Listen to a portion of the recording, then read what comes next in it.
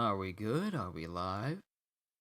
Alright, everything seems to be straight. Okay, ladies and gentlemen, this is what I want to turn into, something that I'm gonna be doing more of. Cause I like doing voices. Okay, let me actually show my face when I say this. Um, so, ladies and gentlemen, yo peoples, first of all, QShoot92 here with a start of what I would like to turn into a recurring thing. You guys know how much I love to give voices to characters in the manga that I read for you guys, or just the voices that I do in general. I should probably add chat to this window so you guys can see as well. Let me pop out chat. Copy that. It's a good thing I learned how to put chat. It's a good thing I learned how to put chat into my video, so that way I can see what you guys are saying. But let me go ahead and do that. And there we go. And there is CJ here.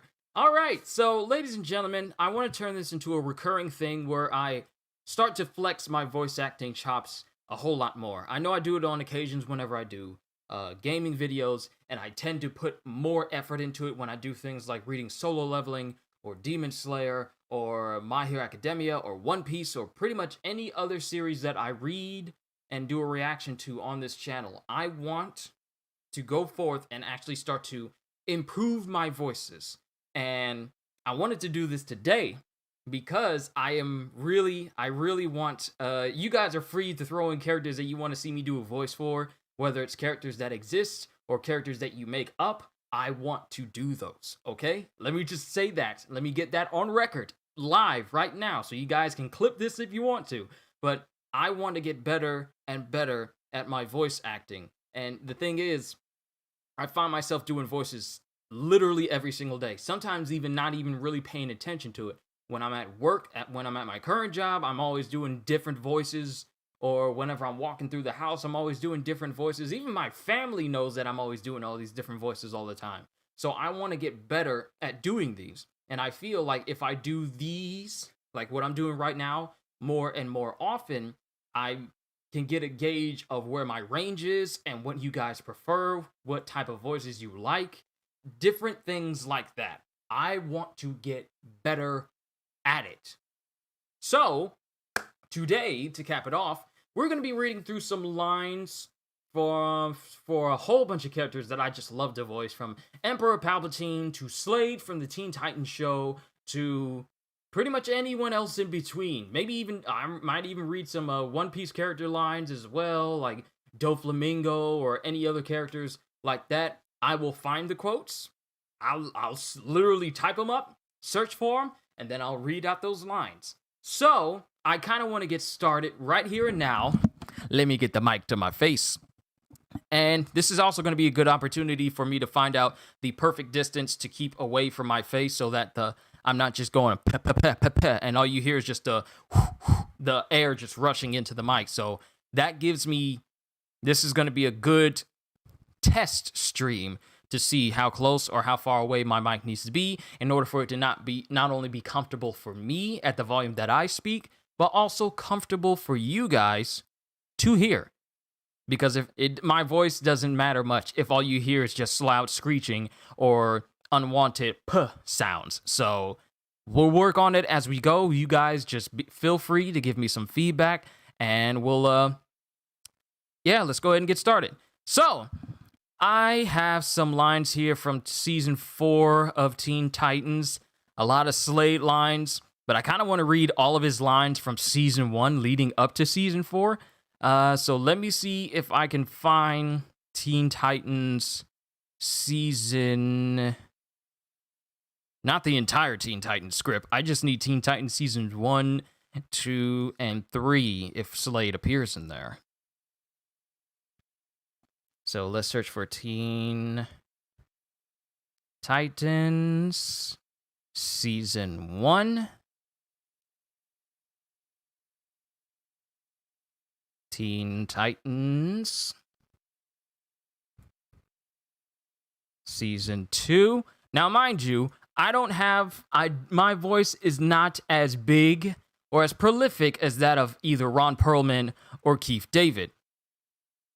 After this, we'll talk about the casting choices for the upcoming Sandman Netflix series. Let's just say that you can only call it Sandman as an artifact title. That sounds interesting. We'll talk about that. Let me just move. I have to, since I'm not dedicating this to just one singular screen, I can have chat on one side and my voices on the other, so this works out perfectly for me. But I kind of need to close out all these other YouTube windows that I just have up here. And then I was looking at Bleach Set 10, which came out earlier, I believe, this month. It came out earlier this May. I still need to get my hands on that. I still got the rest of all the other Bleach Blu-rays, but we'll work on it as we go. Let me just close that out.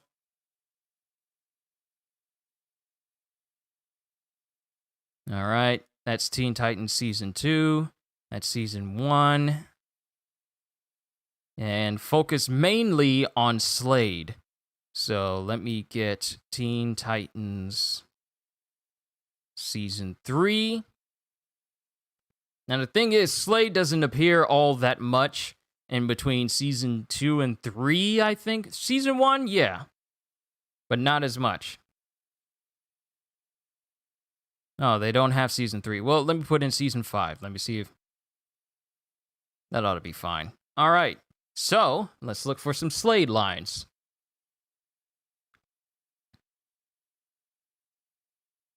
All right, so this is from one episode. Beast Boy saying, okay, all work and no flicks make me a dull Beast Boy, so my fellow couch potatoes, what'll it be? Super Ninja Showdown 8 or Maniac Fury Attack of the Protozoids? Cyborg says, sarcastically, yeah, it's really hard to pick. Want to watch them both? And then Starfire says, perhaps Robin will enjoy potatoing the couch with us. And then later, Slade says, patience. Trust is easy to destroy, but it takes time to build. Now, I believe this is a conversation that Slade had with Robin when he was posing as Red X to find out what Slade's plan was. But of course, it doesn't exactly explain the structure of the whole thing. They just list the quotes themselves. Didn't Slade die in Season 3 or 4? Season 4 is when when Trigon brings him back to life. That's where the good lines are. Going to the next one, Robin is saying, whatever you're planning, Slade, it's over. And Slade says, on the contrary, Robin, it's just begun. Then the next line we have is Slade knocks Robin off the ledge of a building. Just as he starts to fall, Slade catches him by the wrist. You saved me. I'm not through with you. And then Slade just beats him up. Then going to the next one. Let's see if we can find the next set of lines. They say Slade. And, okay, Robin says, all you care about is destruction. And Slade says, and all you care about, you destroy. I'm sure you're all familiar with the concept of a chronoton detonator. See, I'm going to make sure I do these lines right for you guys so I can say it smoothly all the way through. But Slade is saying, I'm sure you're all familiar with the concept of a chronoton detonator. And Cyborg says, no. And Starfire gasps, and Beast Boy says, no way, what's a crouton detonator? And let's go to another one. Here's a really good one. Slade says, and this is when he's making Robin be his apprentice, otherwise he'll, disintegrate his friends from the inside out. For some time now, I have been searching for an apprentice, someone to follow in my footsteps. And Robin, I've chosen you. Congratulations. And Robin says, no way I would ever work for. And Slade shows Robin the kill switch. If you join me, if you swear to serve me, if you never speak to your friends again, I will allow them to live. But if you disobey even the smallest request, I will annihilate them, Robin. And I'll make you watch. So, Do we have a deal? There's just something about the way that Ron Perlman voiced Slade with this underlying bravado, but also a sense of inhuman calm in the tone of his voice. It's only when he got really, really annoyed when his voice actually got raised. And going to the next one. Stinking ad. What did you do? How dare you? Now I gotta bring it back up again because I couldn't look at this page unless I allowed ad blocker to come through there. It really is annoying. But going through here. There we go. Another a line from Slade is, "You're going to keep stealing, Robin, and you're going to keep getting that thrill. And sooner or later, you'll see things my way. Who knows? I might even become a father to you." And then Robin says, "I already have a father." And then it cues the theme from the Batman animated series. And we have another line from Slade in season 1. "Robin, that was vicious, dishonorable, and ruthless. Excellent work. You're becoming more like me every second." And then we have another one where Robin says, "Get out of here, go! You don't know what those beans did to you." And then Beast Boy says, "Dude." And Cyborg says, "And we really don't care." And Starfire says, "We are your friends, Robin. We are not leaving without you." And Slade says, "How very touching. But Robin doesn't need any friends." And those are all the lines that they had for season 1, but I'm pretty sure that in the first episode, or in the first season, they had one where the Hive was going up against the Teen Titans. And they were trying to find out who Slade was, so they are definitely missing some lines in there. But let's see if we can find some Slade lines in season 2. I'm not going to stop with just voicing Slade. I'm going to do some various villain lines. And I'll try to get some varied ones with accents and all sorts of things in there as well, so it's not just Slade. Ron Perlman's Slade portrayal had bits of Hannibal Lecter in it, especially with that sense of confidence that no one could possibly ever match him. That's what added on to his voice portrayal, which made him such a phenomenal villain that I remember from my childhood to this very day. He's still one of the best cartoon villains I have seen in any animated show. And I've seen a lot. But let's see if we can find Slade again. A lot of them are down here at the bottom, where Beast Boy's talking to Terra. "We got to get back to the tower." And Terra says, "Beast Boy, I'm not going back. I can't." D-Train, welcome to the Voices live stream, where I'm doing various voices because I want to get better at them. And Beast Boy says, "What? Why can't you?" And Slade appears from the shadow saying, "Because she's not your friend.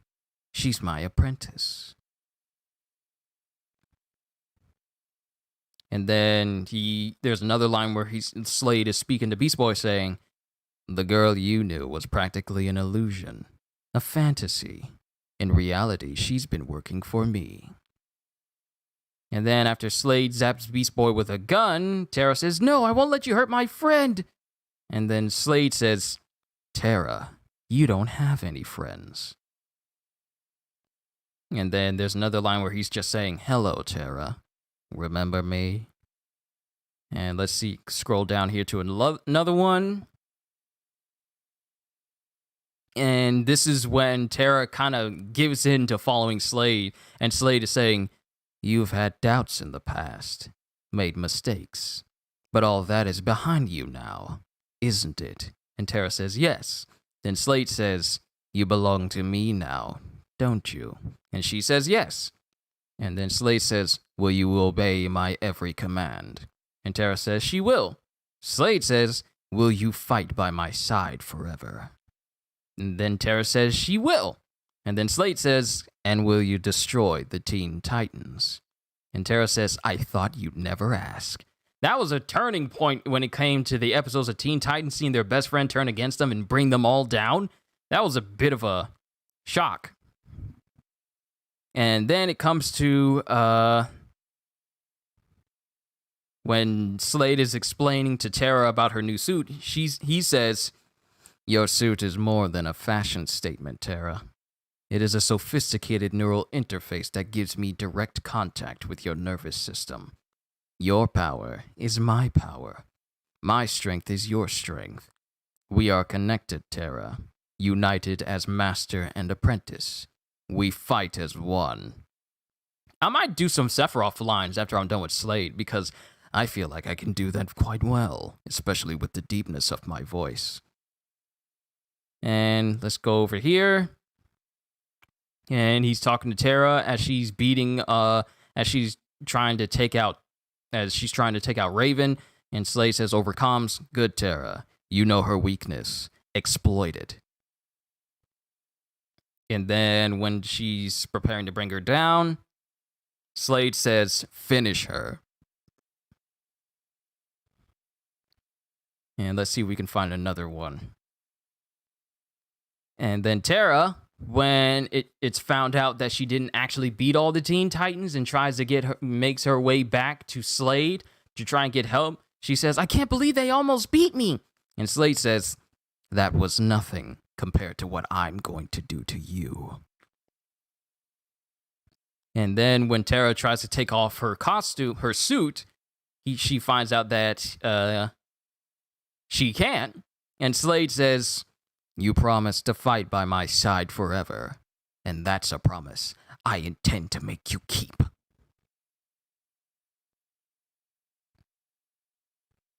And then it cuts to Beast Boy reaches Slade's hideout and finds Terra crying. Beast Boy says, "Terra!" Terra says, "Destroy me, quick!" Beast Boy says, "What?" Terra says, "Come on, isn't that what you came for?" And then Slade comes in saying, "My apologies. As usual, my apprentice can't seem to control herself.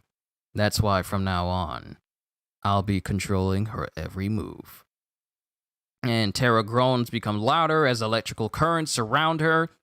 And Beast Boy says, "What have you done to her?" And Slade says, "Nothing she didn't want me to."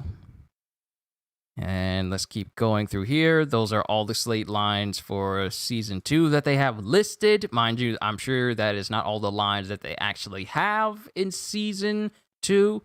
But let's check out Season 4 and see if we can find some more Slade lines. There's at least... Oh, there's several. This is the good one. Ooh, these are the good ones. This is the one where Trigon brings him back, and he has some of the best lines ever. I was reading through this before I actually did this stream. "The day has begun." And then everyone's getting into that special factory. You know the episode where Cybo says, "So who's the bad guy for the day? Gizmo? Mad Mod? Kill him off?" "The reports say there's an intruder," says Starfire. "Well, whoever it is, we're totally gonna kick their..." And Beast Boy bumps into Robin, and Robin sees Slade. Beast Boy then sees him and says, "No." My favorite line. "It's been a long time, hasn't it, Titans? A month, a year, a millennium? Far too long for my taste, anyway. I was beginning to think I'd never see your smiling faces again." And Cyborg says, "You, how did you survive?" And Beast Boy says, "Terra took you down, way down." Robin says, "Slade, I don't know where you've been, but you shouldn't have come back. I'm still ready." And Slade says, "That's touching, Robin, but I didn't come back for you." And then they start fighting, and then Slade is embracing his new powers, saying, "Ever have one of those days where you just feel happy to be alive?" And then he starts showing off his powers, and Slade says, "Take my word for it, Robin. You shouldn't play with fire." Yo, Karma, what's going on? Welcome to Voices Live. I'm doing various villain lines. We are starting it off with Slade from Teen Titans. We're already on Season 4, reading through his lines when he's resurrected by Trigon, and he's fighting the Titans after his, resurrection. Cyborg rips a huge metal pillar off the wall and swings it at Slade. Slade simply stands there and burns through it. Cyborg says, "Whoa," and then Slade says, "Whoa." That's it. No clever comment. I was looking forward to that. What am I reading? Various villain lines. Starting off with Slade. Gonna move into Sephiroth. And gonna move into just different voice lines from different villains from different animated series, really. I'm probably gonna touch on Doflamingo a little bit. And some other characters as well. But this is mainly a voice lines for villains. And then Slade appears in front of Raven saying, "Hello, birthday girl." And then she sees Robin about to get... There's another one where she sees Robin about to get crushed by Gear, and she freezes time. And this is a long line from Slade where he says, "You might be able to stop time, birthday girl, but you can't stop me. You can't stop any of it, really. I have to say, Raven, when I found out the truth, I was very impressed. All this time, I had no idea the power lurking inside you, the glorious destiny that awaits. It's always the quiet ones, isn't it? But honestly, did you think you could just blow the candles and wish it all away? Today is the day it begins. You've known this all your life. It is going to happen. And no matter what you wish, no matter where you go, no matter how you squirm, there is nothing you can do to stop it." And Robin looks over at everything that's happening, I guess after Raven brings him out of her freezing time. Robin says, "What is happening?" And then Slade appears on the rooftop and jumps down. Raven backs away and Robin shields her. And Slade is continuously talking, saying, "Skies will burn. Flesh will become to stone. The sun will set on your world, never to rise again." And Slade continues saying, "Time won't wait forever. You can't run away from who you are." And I guess Raven's on the rooftop looking out over the entire landscape as it looks like a massive ruined landscape. "Yes, drink it in. Behold the world you'll create." Then Raven sees a dark figure roaring at a distance. Then Slade holds Raven, saying, "This is the future. Your future. It began the day you were born, and nothing can stop it. This will come to pass. I will make sure of it. You're going to destroy the world, Raven. It's written all over your face."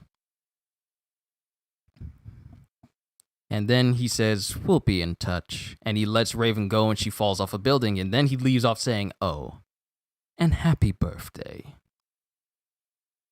And that's the end of that line. And he appears in front of Trigon saying, "The first task is complete, Master. The message has been sent. The inscriptions are in place. She knows what she must do. The prophecy will be fulfilled." And then you have Trigon's voice coming in saying, "And the world of mortals shall soon be ended." And I believe that is the end of that one. We got some more Slade lines down here. And Beast Boy and Robin are watching a tape of Slade. Slade kicks butt, take 304. Then Slade is talking to Raven saying, "Tick-tock, Raven. Time is running out." "Silly girl. I'm not the one to be afraid of."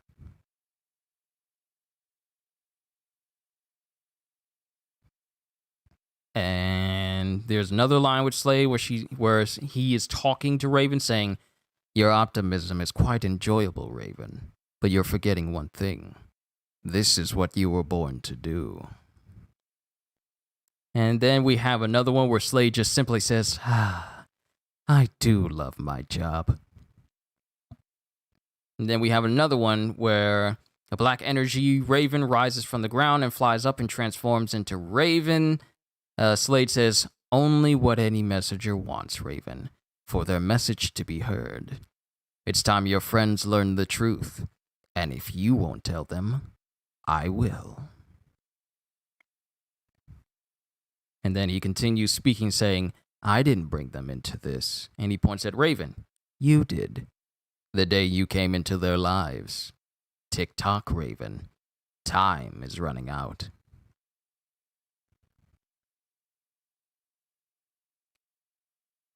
And then there's another one where Robin says, where's the gem? And Slade says, not here, and jumps down. But much closer to you than you think. And Robin says, we're not leaving without that gem. And Slade says, you don't understand, Robin.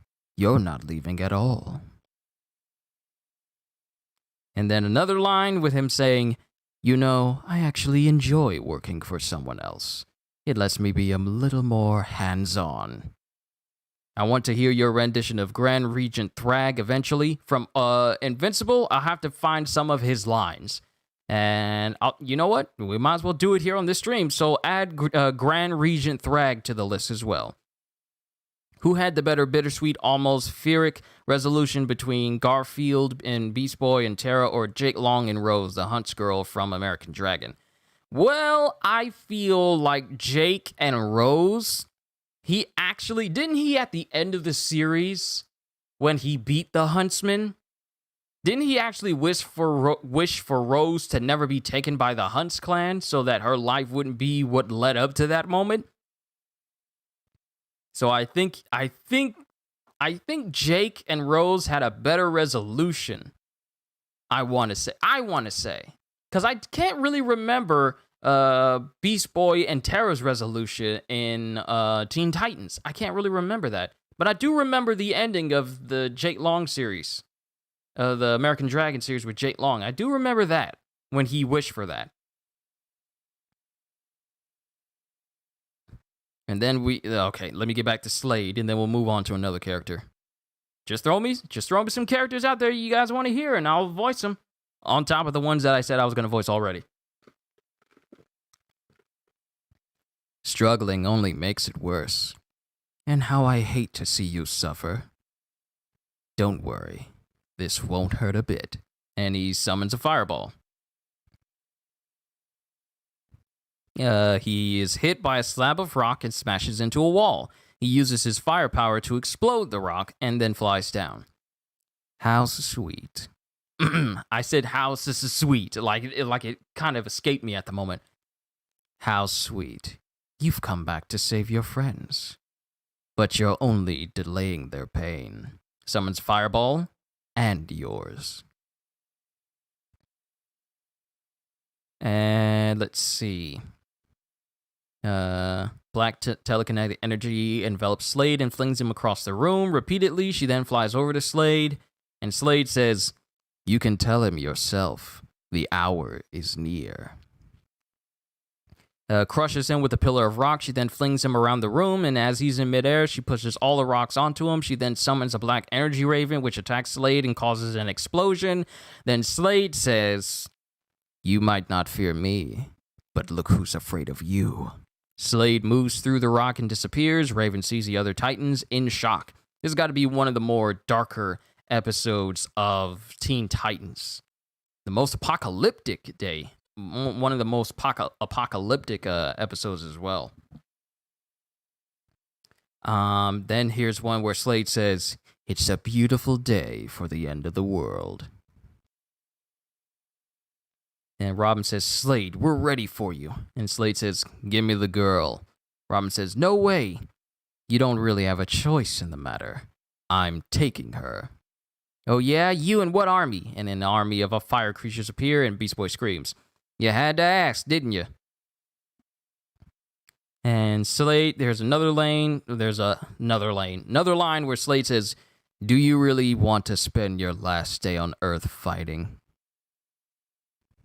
And then that's when Raven comes out and she decides to go with them, I believe. All right, we got more lines. I know what we saw, but I still can't believe it. This is Robin saying it. It just doesn't feel like Raven is really gone. And then Slade comes out of the shadows because he has been betrayed by Trigon, and he says, That's because she isn't. Slade.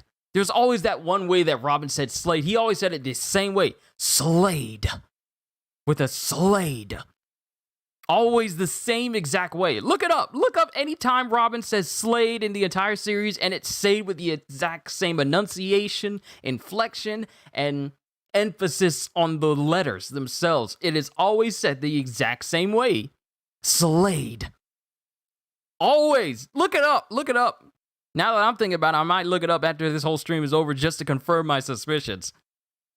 But Slade says, "Sorry to disappoint you, Robin, but I'm not here to fight. I'm here to help." We don't need your help. Yes, you seem to have everything under control. Raven can still be saved. And then Starfire gets angry and slams Slade into the wall. You will not dishonor our friend with your trickery.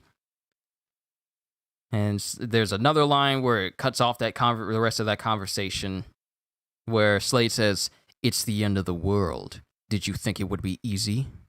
I don't expect you to win. I don't even expect you to live. Only endure." And then there's another line where Slade is speaking to Robin saying, "Only a minor setback. Nothing two old friends can't handle." And Robin says, "I'm not your friend." And then must be the line after Robin finds out that Slade is kind of undead after seeing his mask get knocked off and seeing a part of his, decomposing face. And then Slade says, "The moral of this story, never make a deal with an interdimensional demon without a little protection."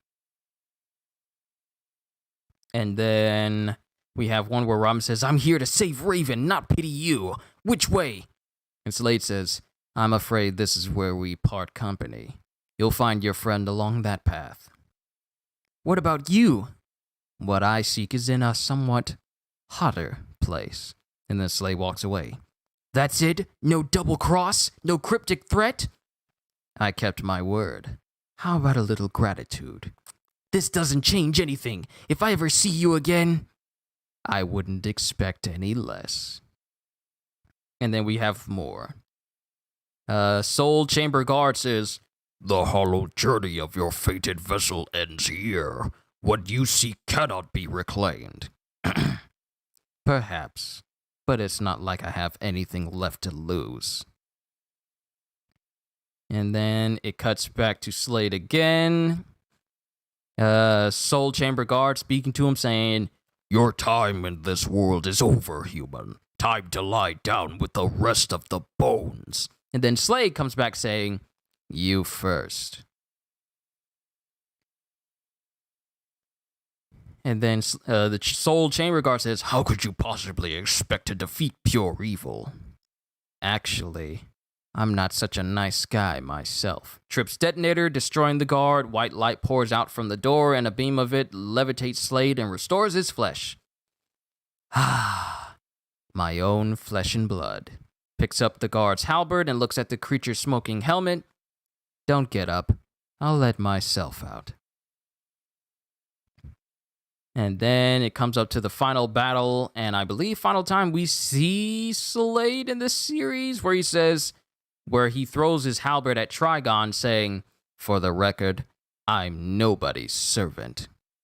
And those are all the lines of Season 4 of Teen Titans, and I believe I read all the ones for Season 1. Yeah, I did. All right, so those are my attempts at doing Slade's voice. How does the lighting look in here? It looks a little bit dark. Hold on.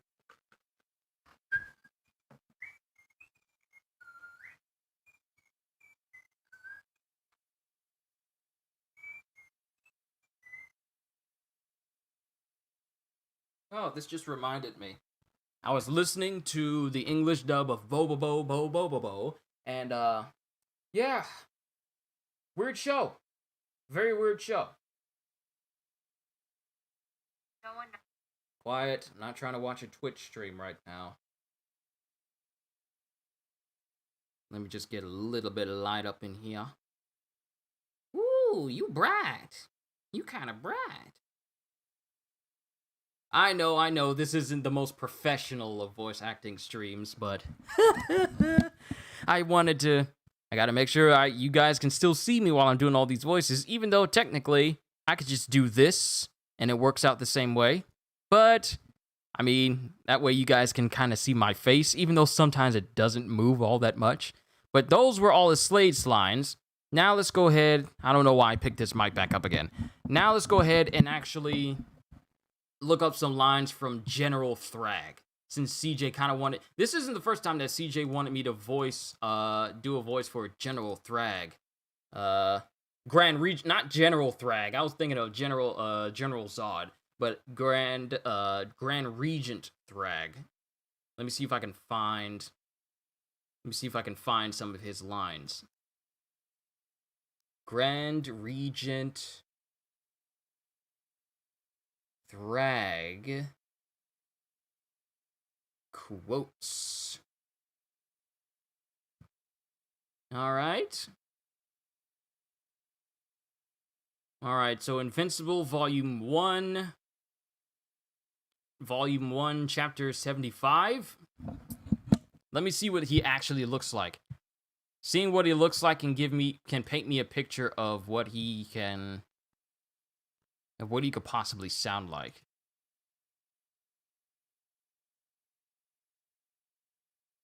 Okay, so he kind of looks like his dad, except his hair is shaved with no gray streaks in it.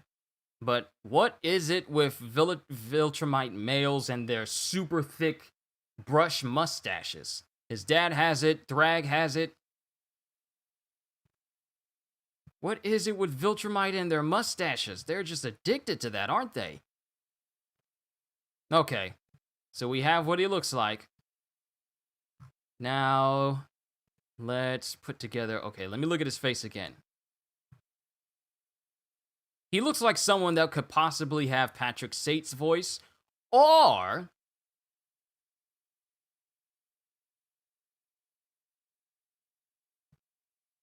Who else would be? Not just like a voice actor for anime, but, I mean, because they don't exactly have anime voice actors in the Invincible show. So maybe, who would be a good voice actor for General Thrag? He looks like he has a commanding voice, however. Surrender. You sicken me. There is nothing left but revenge. And then Invincible Volume 1, 87. Volume 1, Chapter 87 says, he has me.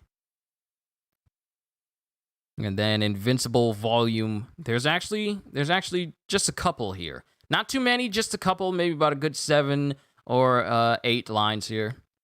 And Invincible Volume 1, Volume 1, Chapter 90.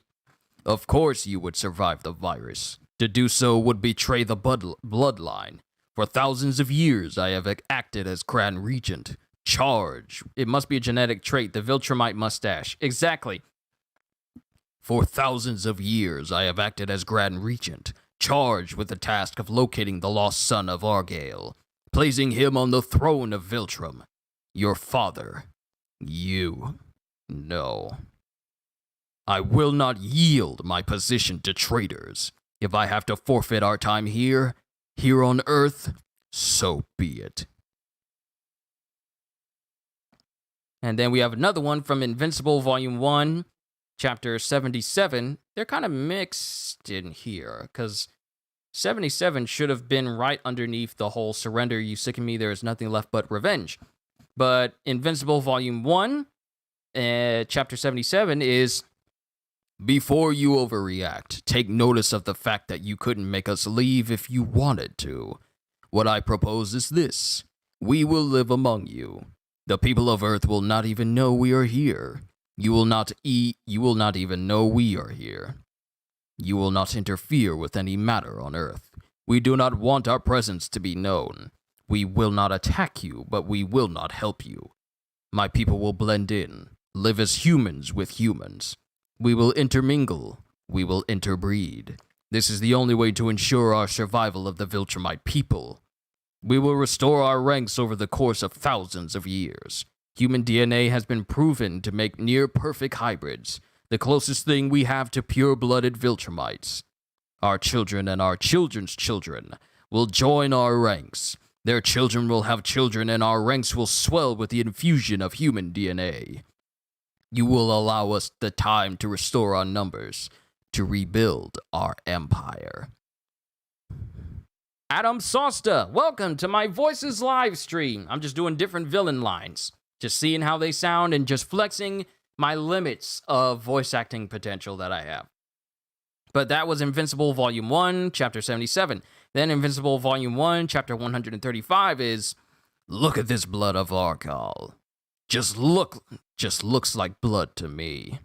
And then the final line that it has actual quote for General Thrag, for Grand Regent Thrag, is in Invincible Volume 1, Chapter 135, where he just says, finally. But that's it for I keep calling him General Thrag, for Grand Regent Thrag. Now, let's see if we can find some other lines as well. Alright, so I did Slade, and I did Grand Regent Thrag.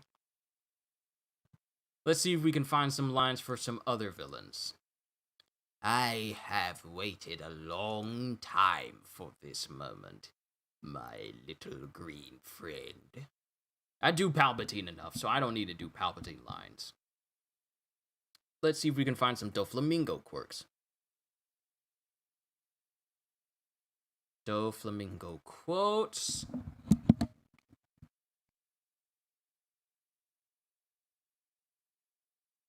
Let's see. And then we'll go here.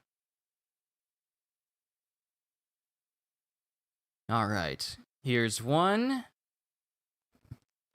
Pirates are evil. The Marines are righteous. These terms have always changed throughout the course of history. Kids who have never seen peace and kids who have never seen war have different values. Those who stand at the top determine what's wrong and what's right. This very place is neutral ground. Justice will prevail, you say? But of course it will. Whoever wins this war becomes justice. I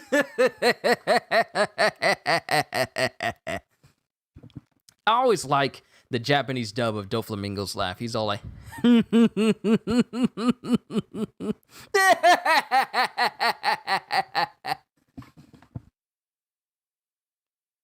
I just prefer the Japanese laugh for Doflamingo.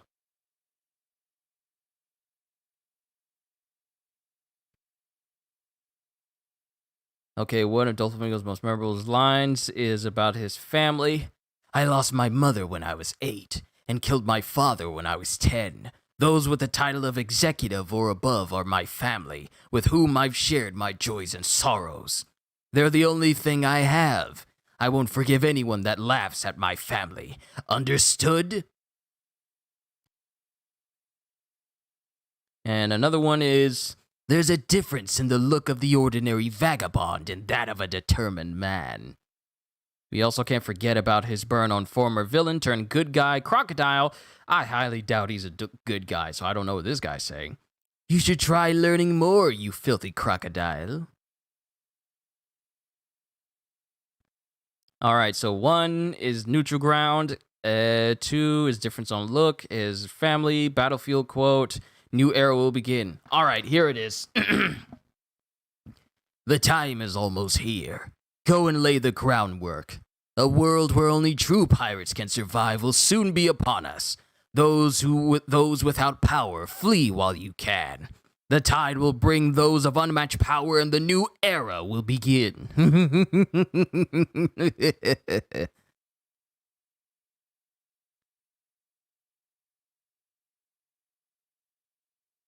And then we have other lines. There's just short lines where it's like, did you really think you could beat me? Now you understand how different we are in terms of power. Are you satisfied? All right, let's see. Are we done taking out the trash? Let's do this. Full power.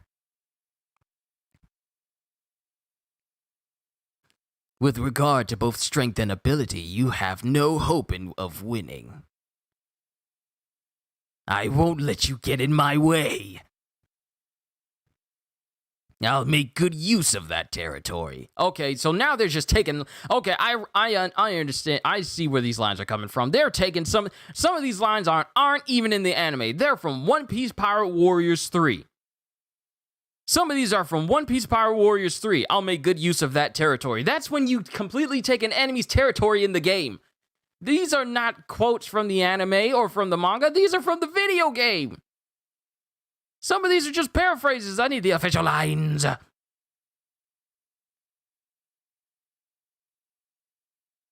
It is quite tricky to find some lines for manga villains sometimes, because sometimes they just won't have them all together. Sure, let's put them all in pictures. And there you go. I'm trying to find some good ones now.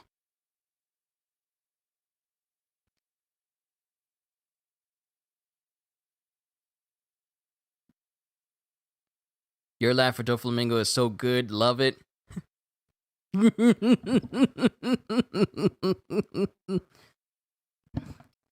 You know what's a good laugh? The thing is, the difference between the English dub laugh for Doflamingo and the Japanese laugh for Doflamingo is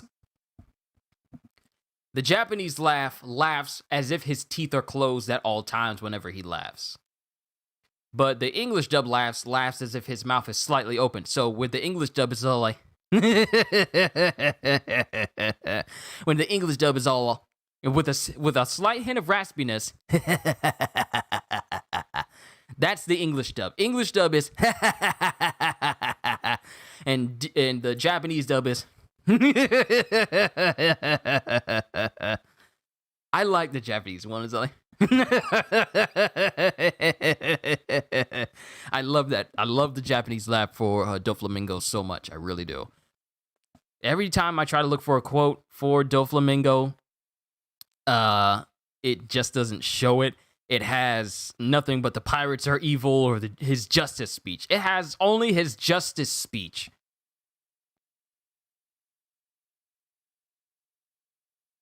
Only his justice speech. Only justice will prevail. Everyone must love that.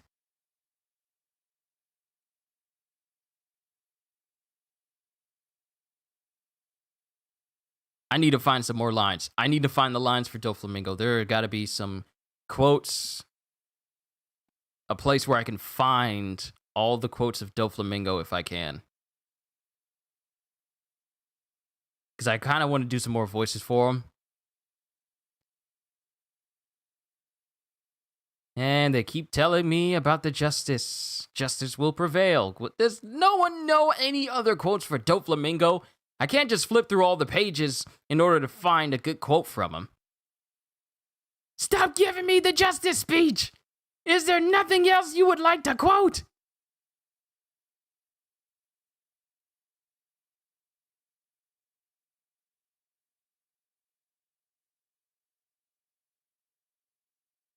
I gotta find some good lines. I told you these are gonna be me doing lines for people, and I won't have them all prepared at all times.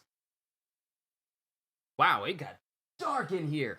It got dark. It's only 4:29. What happened to all the light? What happened to all the light? It got dark in here.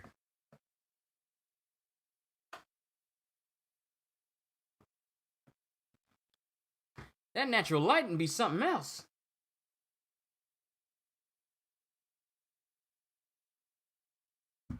Okay.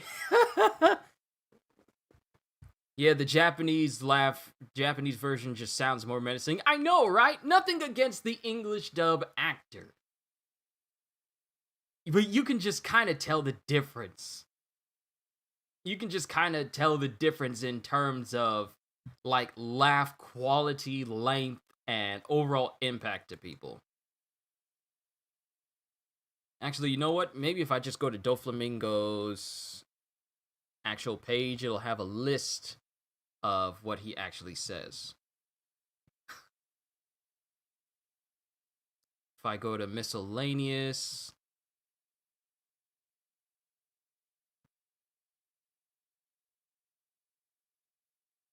introduction. Let me see if I can find some good lines. I really wish that when they do character pages like this, they list like quotes said by them in some way. It would be very, very nice.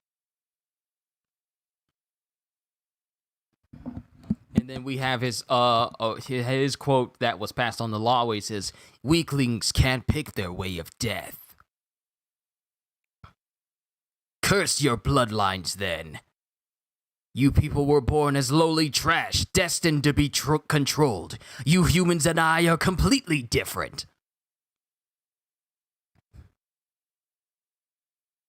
And then we have relationships with Doflamingo here saying, "And so I shall forgive you." Another Dofi and Sephiroth. Can you do Gore, Null, Bastions, or a Nimrod Sentinel? Ooh, Null. Ooh, I like the idea of Null. Ooh, Gore the God Butcher, Null, Bastions, or a Nimrod Sentinel. I'll do my best. "And so I shall forgive you, as I forgave my father and brother with the embrace of death. The prestige and stature that rightfully belonged to me. One day my father abandoned all of it, and our family of 4 was brought down into this garbage dump of a world. Spouting crap like we need to live like humans. He was such a stupid, foolish father." And then Doflamingo's contempt for his brother, Rocinante. "From start to finish, you've just been a thorn in my side. Why do you oppose me so, Corazon? Why must I, for the second time, kill my own flesh and blood?" And let's see. Let's find some more quotes when he's talking to people or talking about people. Doflamingo's desperate denial of his greatest fear. "Just because you're a D, you actually believe you could stop me. That natural enemy swill is all just superstition." Him desperately trying to make sure that he can psych himself into belief in, because the thing is with, like, you guys know, the story of people who have D in their name was told to children in order to keep them in line. And that story has stuck with him even as an adult. So him facing off against a D, he's doing his best to try and psych himself into, taking one on.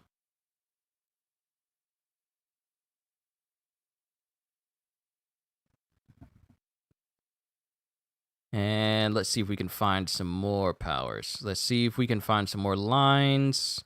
"Ito ito no mi goshikito."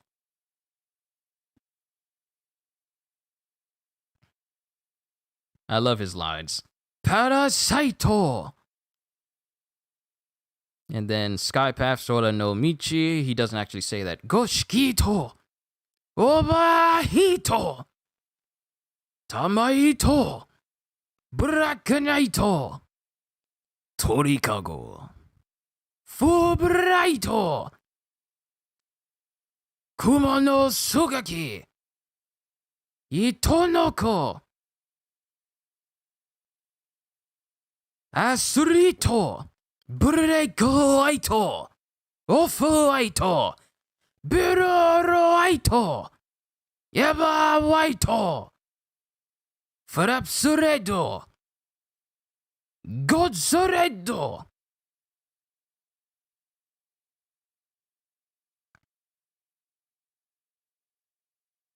Okay, where's the one where he awakened it? That's the God thread, but where's the 16 bullets one? "Juropatsu no sennaru kyodan." I managed to actually say that completely. That was nice. "Juropatsu no sennaru kyodan," which means 16 holy assassins' bullets. I love some of these lines reading them in Japanese. They just feel so nice. All right, so that was Doflamingo. Let's find Sephiroth quotes.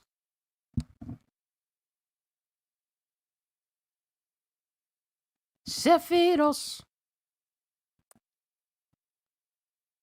Okay, so we have his lines from Dissidia.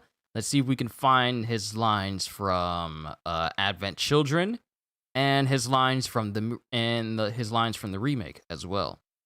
So we have Sephiroth.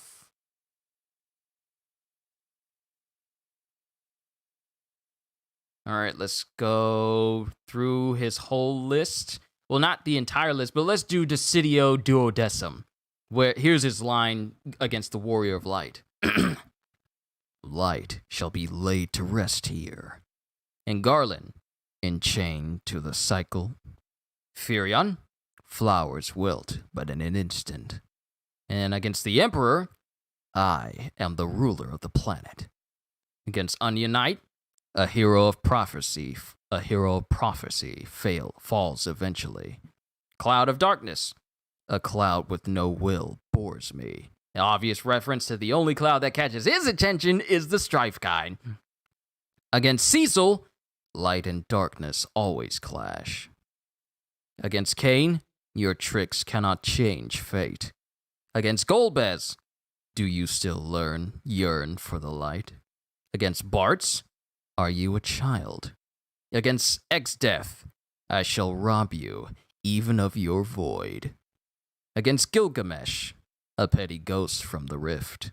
Against Terra, just destroy everything. Against Kefka, die laughing. Against Cloud, all you know could be an illusion. Against Tifa, your hero is nowhere in sight.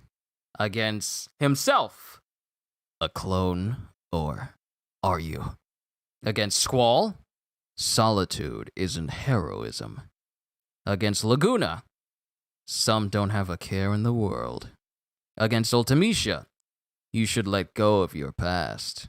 Against Zidane, there is nowhere to return home to. Against Kuja, despair will lead to your end. Against Tidus, I'll wake you from your dream.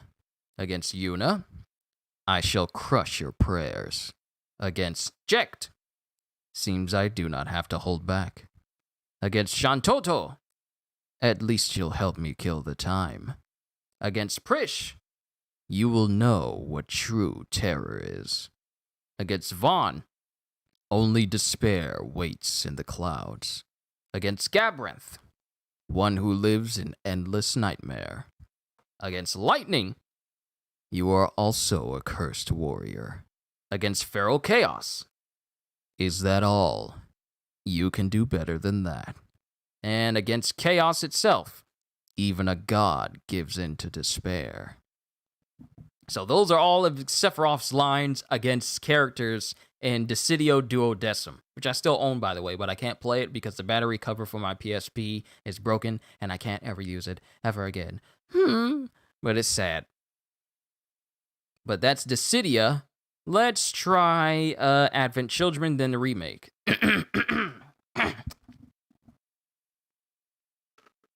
This is just water at this point with all the ice that's melted, but it helps clear my throat.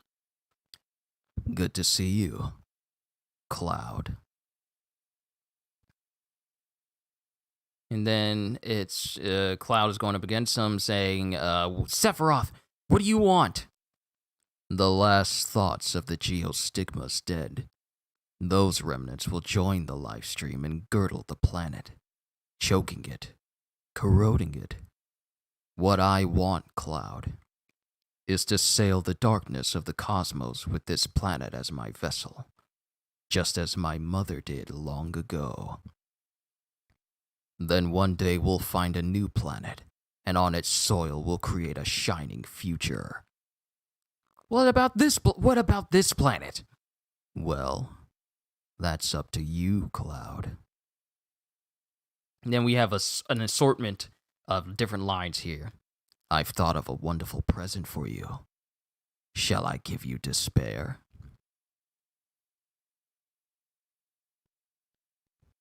And here's one from Advent Children Complete where he says, is this the pain you felt before, Cloud? Let me remind you, this time you won't forget. And then it throws him into the air and continuously stabs him. Tell me what you cherish most. Give me the pleasure of taking it all away. Oh, where did you find this strength? On your knees, I want you to beg for forgiveness.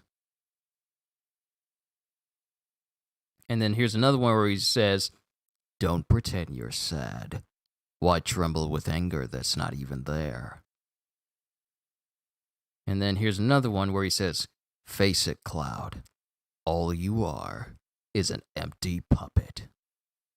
And then here's his famous line of, I will never be a memory.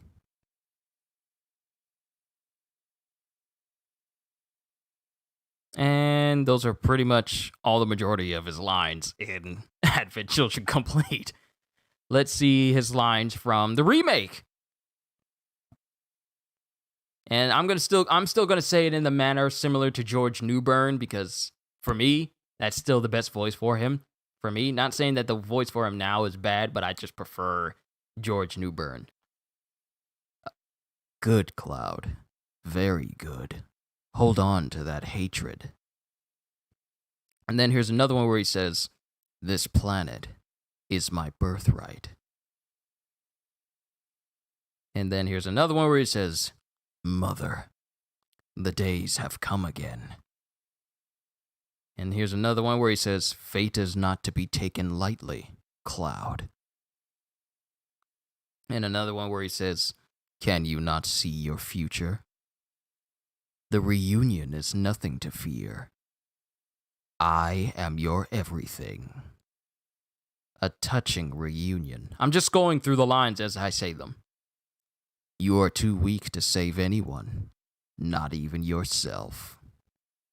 Those who look with clouded eyes see nothing but shadows. Cloud, lend me your strength. Let us defy destiny together. You need not remind me. It was the crowning moment of our time together. But that was then, and this is now. You have failed again, I see. But through suffering you will grow strong. Isn't that what you want? That which lies ahead does not exist. Our world will become a part of one. Well, let me read this whole line. That which lies ahead does not yet exist. Our world will become a part of it one day, but I will not end, nor will I have you end. 7 seconds till the end. Time enough for you, perhaps, but what will you do with it? Let's see. And this is when, after Cloud refuses to join Sephiroth, they fight in an epic battle. I won't go into anything further than that, just in case anyone hasn't actually played Final Fantasy Remake. But those are Sephiroth's lines right there. So let's move on to Gore the God Butcher. Then Null, then Bastion, and then Nimrod Sentinel. So let's see. Gore the God Butcher quotes. And I need to see what Gore looks like to put a fitting voice for him. He looks unassuming, but he also looks crazy as well. Gore the God Butcher versus Thor Odinson. He looks muscular, so I might have to give him a slightly muscular deep voice, but not too much because then it'll start to set in there and it feels a little bit awkward. All right, next, Gore the God Butcher. How am I doing on time? I'm doing pretty good. Let's keep it going. All right, quotes from God Butcher, Gore the God Butcher, Earth 616. Feel that, little Lord of Heaven, that sense of helplessness as you fall. That is how you feel to be mortal. Next you will learn how it feels to be butchered. Then here's another one saying, fight all you like. Those bonds have held 1,000 gods before you, some the size of mountains. They all start out so full of confidence and rage, so convinced of their own blessed immortality, until I show them what they really are, what their mothers are, their lovers, their infants, your meat, just like the rest of us, little god. Meat and bone and blood and innards. I will show you your true face, Thor of Asgard, by peeling away this mask of flesh you wear.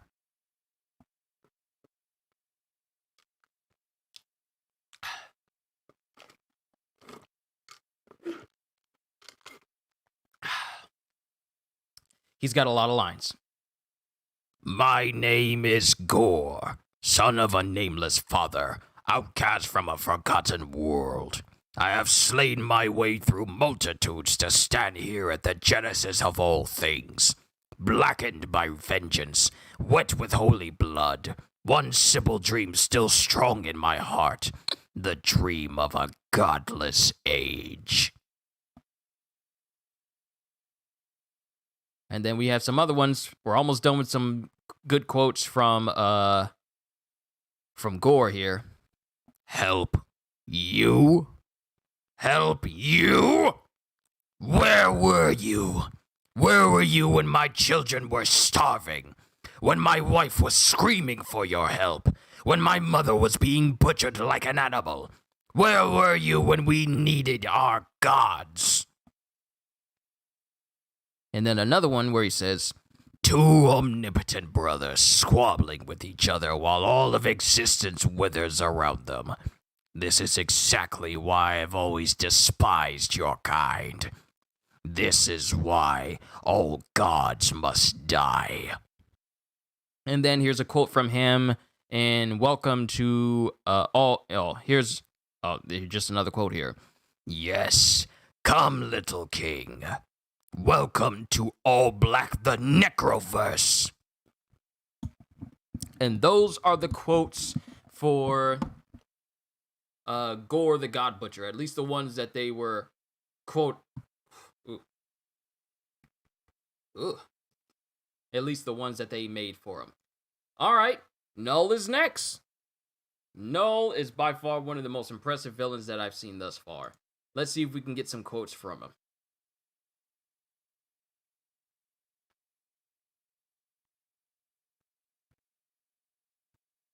Let's see, category, Null, quotes. Ooh, quite an impressive list. All right. Now, I'm not going to give him a deep voice. I'm going to give him something different because deep voices, they can get to you after a little while. So let's see. Let's see. It doesn't need to be high-pitched. It can be menacing and foreboding as well. Quiet. You want to know who I am, host? Let me show you. I am Null, Lord of the Abyss, God of the Symbiotes. Ha! You are a simple, trusting host, Edward Brock. I see why my child adores you so. But you have been lied to for so very long. What you think as their homeworld, their planet, is nothing more than the largest horde of symbiotes in the galaxy trying desperately to keep their greatest secret. An infinity of them churning and roiling endlessly around the one thing that binds them all. The hive mind they cannot do without. Do you see the shape of it now? Do you understand? There is no planet of the symbiotes. Clintar is their word for cage. That is where I am right now, host. Where I have been sleeping for eons. I am there. Imprisoned.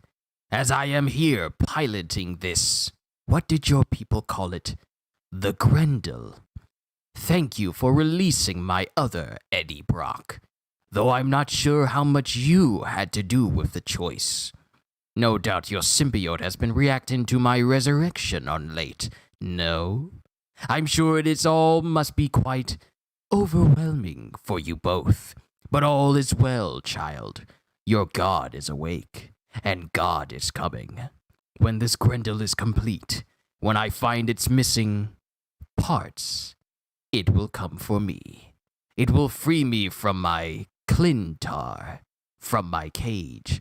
And then I will finish what I began. I will rid my dark kingdom of this invasive light once and for all. And I will start with Earth. That was a pivotal moment where everyone was thinking, wow, this is actually quite bad. Then we have another one. We have crept across the cosmos, dragging the shadows of our planet over the length of the galaxy, one planet at a time, like a death shroud.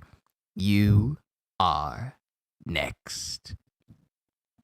And then we have another one where he says, Ah, I see my reputation precedes me, so I won't waste your time. I am going to kill your world. And another where he just sighs, honestly, how hard is it to kill one man?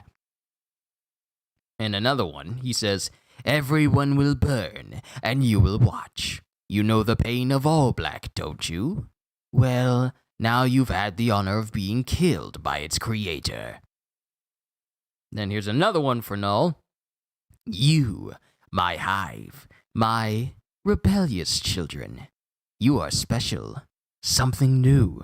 They made you to destroy me, but as you can see, that will not come to pass. Your champions have fallen.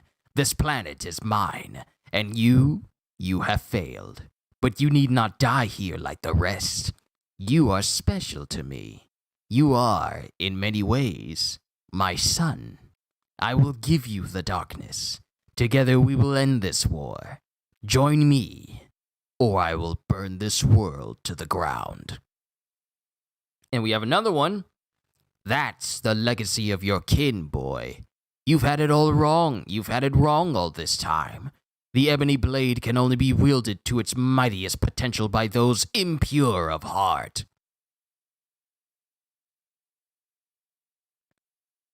And then we have conversations with Null, where Daredevil is saying, even in prison, I'm called to fight. To use my fist to save God's creatures, even the ones who've lost their way against the godless. And then Null says, not godless. Who are you? I am Null. It is time. What's happening to me? We are bonding. Why? To be better. Don't you want to be better? I do. I try. God help me, I try. Then hear me. Hear this voice inside you the way I hear your heart. You are a man without fear. I am pure power. As one, we are unstoppable. And that's from Daredevil, Volume 6, number 26. Then we have Null speaking to Scream. Well, you certainly are full of surprises. I don't like surprises. Time to extinguish your tiny flame. Look upon me, child. See the face of your demise. We have a better idea. Oh? Indulge us. That voice fits accurate. Actually, I can see it being used, possibly layered with some After Effects. Well, let's go ahead and make some, shall we? This is where I'm going to make a voice for Null live. All right, let me bring up my voice. Let me bring up my voice thing and actually come up with a Null voice. You guys let me know if it sounds good enough. But right here and now, I'm actually going to keep this voice that I'm using, but add some background effects to it. So let's go to the voice lab and create something new. Okay, check. I can hear myself right now. All right. So let's see. Okay, that's distortion. That won't work. Resonator. No, that's for robots. Robotifier. No. Double pitch? Okay, let's see. Let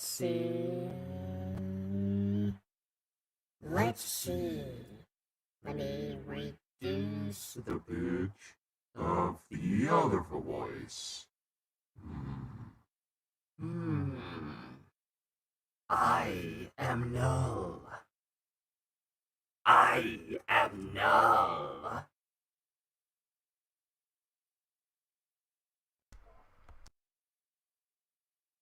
Let me know if this voice is coming in clear.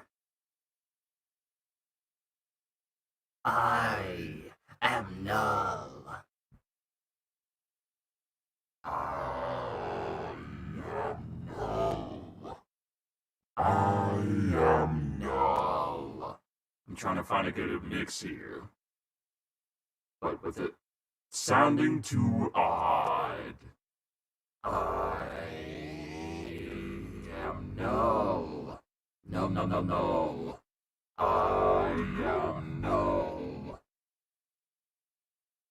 It doesn't need to have a deep voice in there.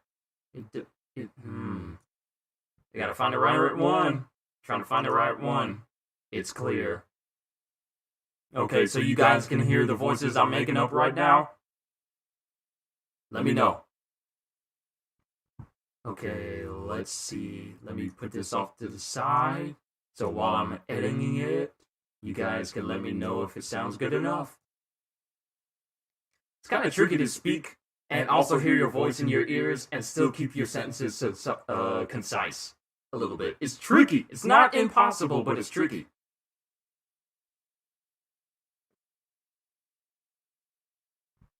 Let me see how it's sounding on the stream.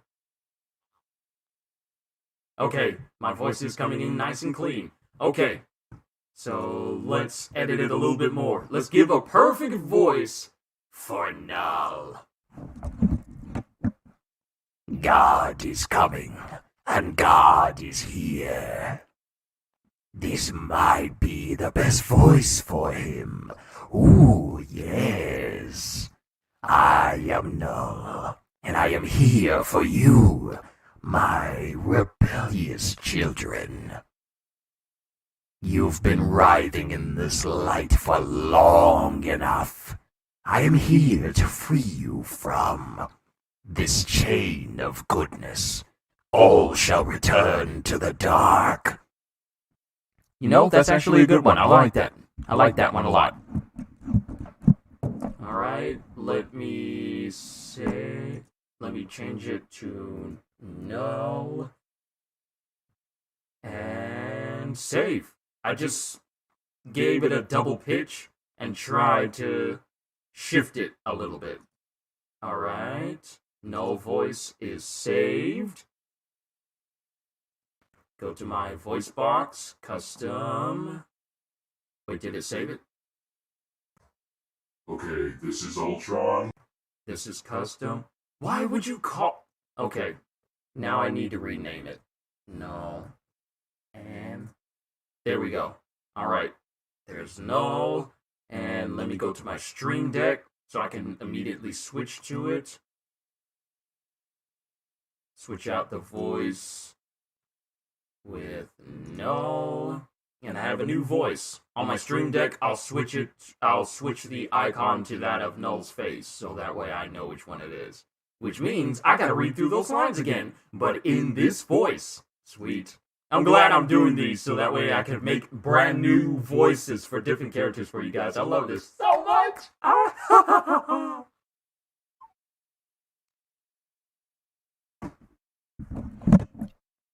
Alright, let's read through his lines again.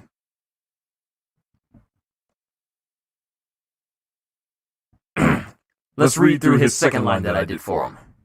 Ha! You are a simple, trusting host, Edward Brock.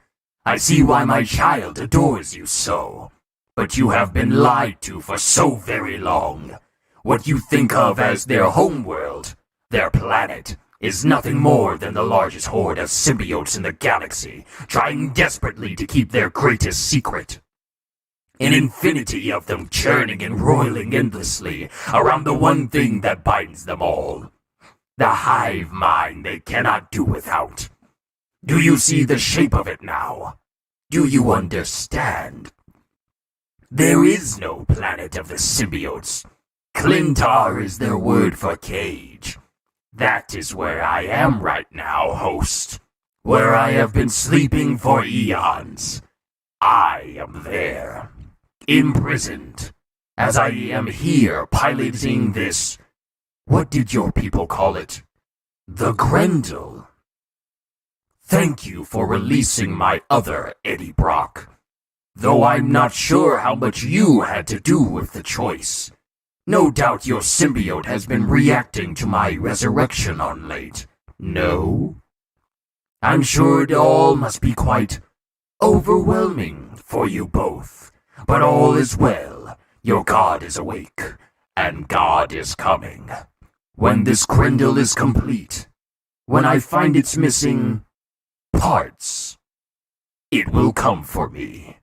It will free me from my Clintar, from my cage. And then I will finish what I began. I will rid my dark kingdom of this invasive light once and for all. And I will start with Earth.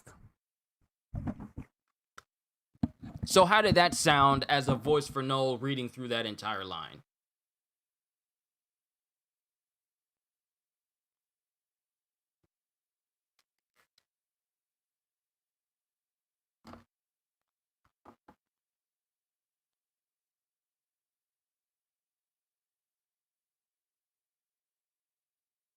I wonder, was that last part of that?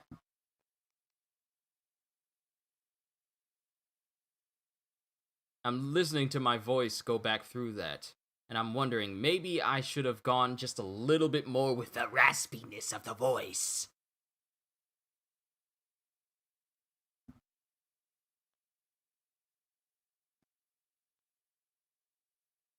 Alright, so that's a good voice for Null. I still have some lines for him. Those are, okay, excellent. Alright, cool, CJ. Let me see. Are there more lines for him? Oh, it was just the one with him talking to Scream, but then it ends there. Alright, so you said Null, Bastion, or a Nimrod Sentinel.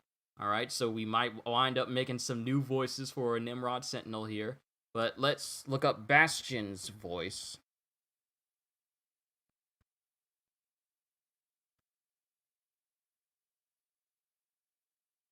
Sebastian Gilberti. Is that him? Is that Bastion? Oh, that is Bastion. Okay, I can imagine hearing that kind of voice while reading the comics. Well, glad I was able to give Null a little bit of voice that you could listen to.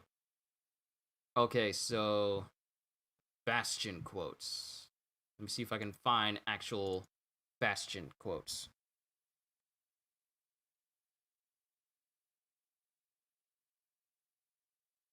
Not Overwatch.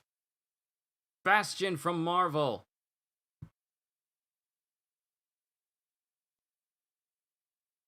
Why do you have quotes for Jubilation Lee? I'm looking for quotes from Bastion.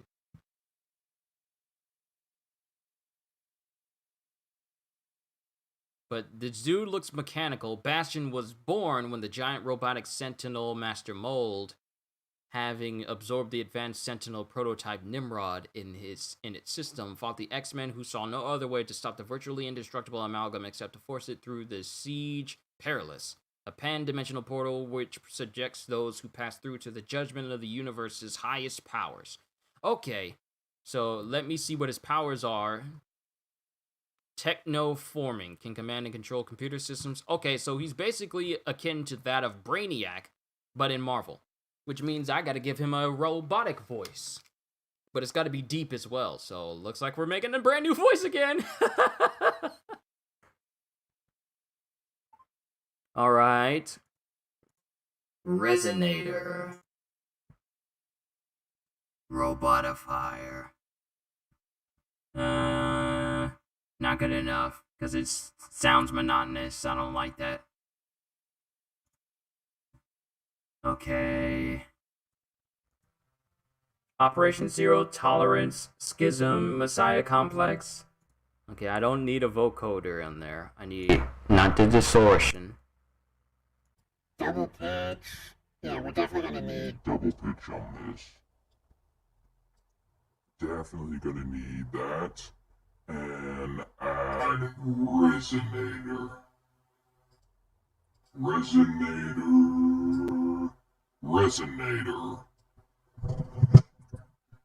This effect can alter your voice to resonate like that if you're wearing a helmet or even a digital entity. Resonator. Ooh, here we go. This sounds good. Though I may need to raise the pitch just a little. I, Bastion. Gaze upon me and tremble. Might need to raise the pitch just a little bit. There we go. Okay, let's see. How does this sound? Check 1 2 2 1 check 1 2. Did it get brighter outside? It seems like it became brighter. Alright, let me go to Resonator and reduce the time in which it changes. Okay. Alright, this sounds better. This sounds much better. Mix. Alright. Okay. Alright. I think I may have found a good mix. So, let's name you. How does this sound? CJ, how does this sound? Does this sound alright? Does it sound good enough for one called Bastion? Almost there. Okay, so what do you think? Lower the pitch or raise it?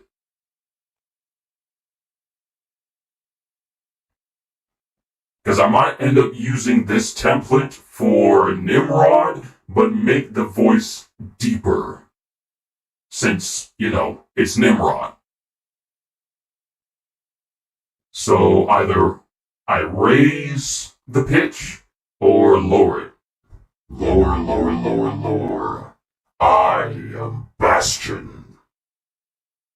I am Bastion! Fear me, X-Men! Yeah, that's definitely not going to be it.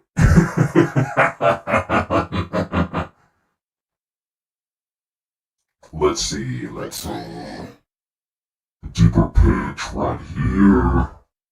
With a deeper undertone. How does this sound? I gave it more bottom. So it's not just match right here. But it has a little bit of bottom. It has a little bit of bottom with it.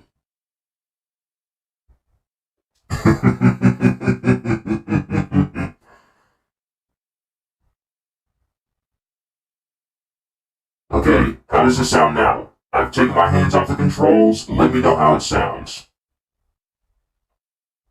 Check 1 2. Let me see one of the lines. It says, "Beware the mini sentinel." No, fools! Release me now! You have no idea what you are up against. Let's see if we can find some more lines. And there are no more lines. Man, I was kind of hoping for some quotes. Oh! 9 quotations by or about Sebastian Gilberti. There it is! We found the quotes! I wanted you to see this, Charles.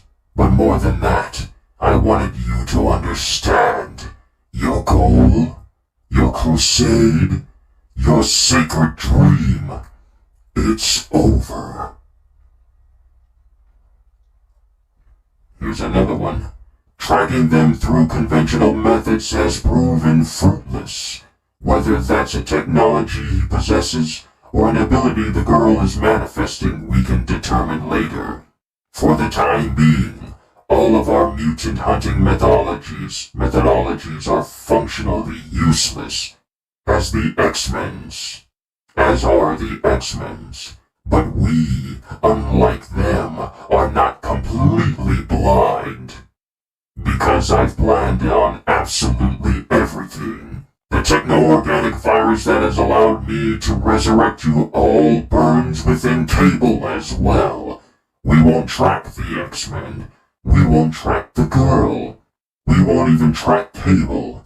But rather, we'll track the virus itself. X marks the spot. You'll pardon the irony, I'm sure.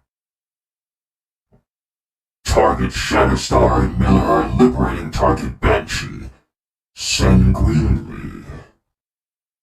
And here's another one where he says, they think they've won, but the dome is still closed. The only thing that has changed is who will kill this filth.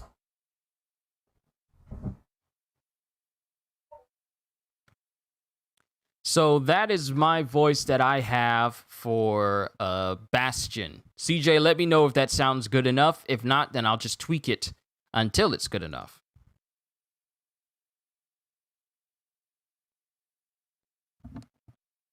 But I will admit, I enjoyed doing this voice.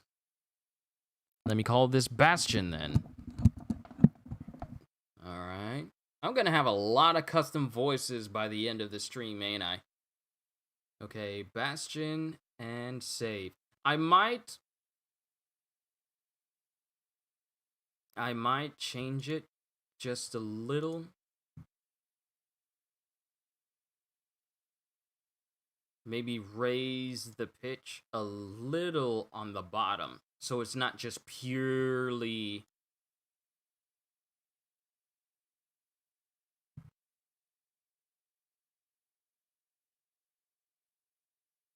Okay, save this voice. For some odd reason, it's taking a minute to save this Bastion voice I've made for it.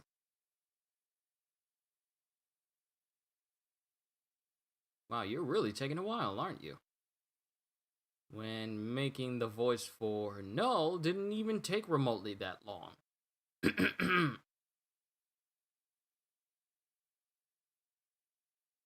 Yeah, it seems like it's going to take a minute for it to do that. All right. So, very, very close. Great voice so far. Very, very close. Okay, we need to improve that from very, very close to exactly there. And I got to close out my voice mod thing and bring it back up because it was not functioning properly. Oh, no, you don't. Don't give me that. Okay, Bastion. Let's edit this Bastion voice.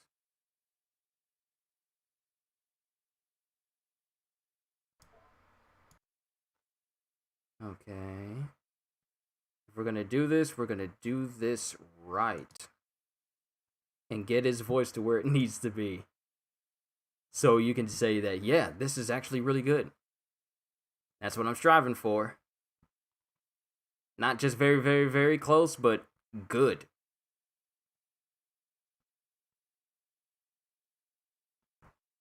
Check, check. Okay, this is for Null. Radio Demon. Oh, I didn't know Alistar was in here. Some new sounds that appeared. Hello! Oh, they definitely saw Hasbin Hotel. Ah, Husker, my good man. Glad you can make it.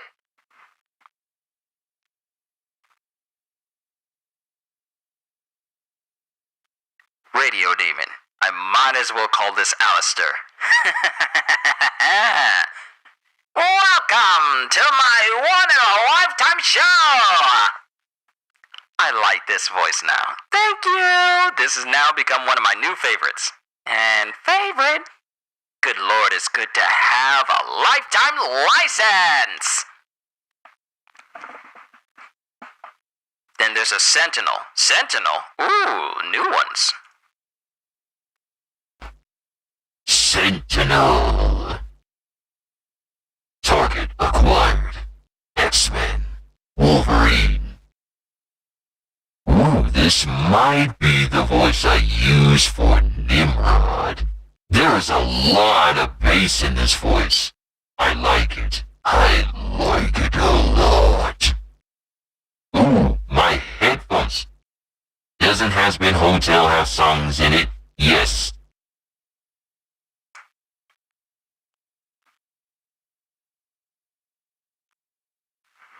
Ooh, now I outlines of Alistar.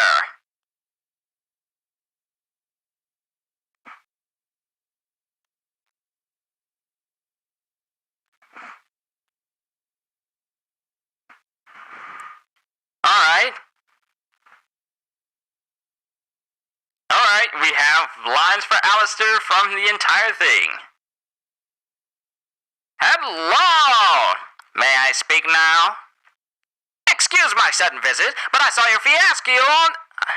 Let me just take these headphones off because they're distracting me. Excuse my sudden visit, but I saw your fiasco on the picture show and I just couldn't resist. What a performance! Why, I haven't been that entertained since the stock market crash of 1929. So many orphans.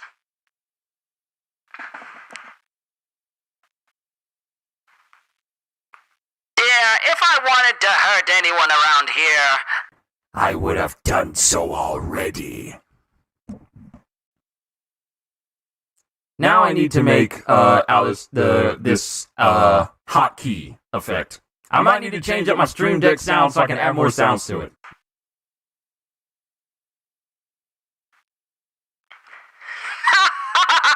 why does anyone do anything? Sheer, absolute boredom.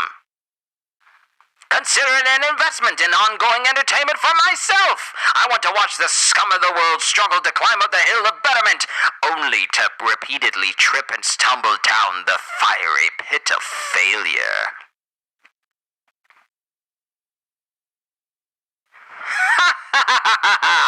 It's the purest kind, my dear. Reality, true passion. After all, the world is a stage, and a stage is a world of entertainment. Smile, my dear. You know you're never fully dressed without one.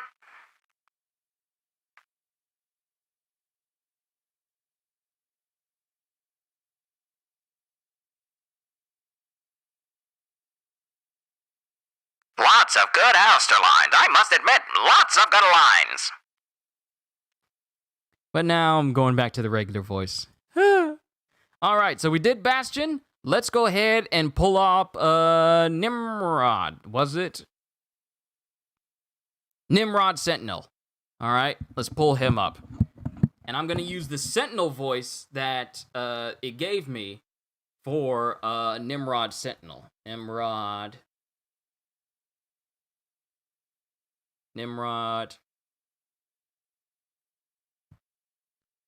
Now let's go all the way down to the bottom and 3 quotations by or about. They only give him like 2 lines here that I can actually do quotes for. All right, let's pull up that Sentinel voice again.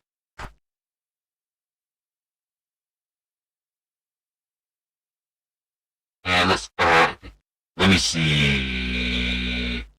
Background effects and lower the bit. Lower.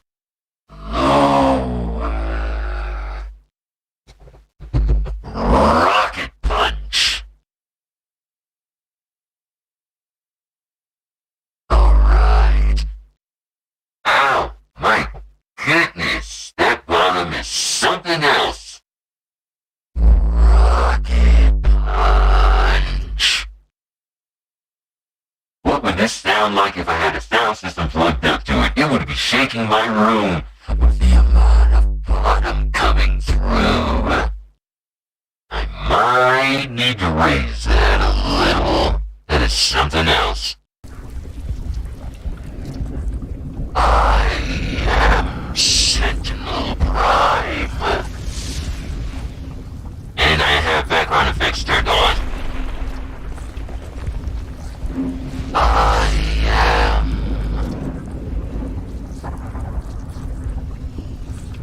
Try Onslaught for the Batman who laughs next. I felt the reverb from here. I know, ain't it deep? That is some deep reverb in there. That's crazy. When you feel it, you know I'm serious. But let us begin. I am Nimrod. That's not clear enough. Check. That's not clear enough. It feels like the bottom is making it more difficult for the words to come out just a little bit. But let me change.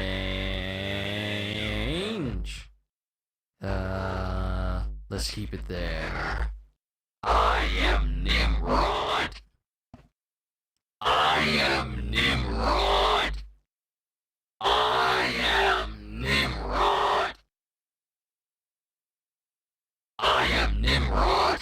Your physical nature automatically brands you as felons. The unsanctioned use of those mutant abilities is a capital crime.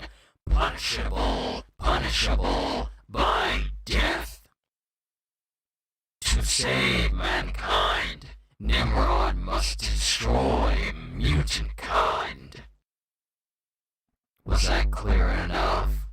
To save mankind, Nimrod must destroy mutant kind. Whew. That's some serious reverb. And then here's one called The Doctor. The Doctor. That doctor is regenerating. The doctor is regenerating. Exterminate! Exterminate! I like that one. Oh, maybe this could have been a better voice for Nimrod. Seraphim mode. What in the world?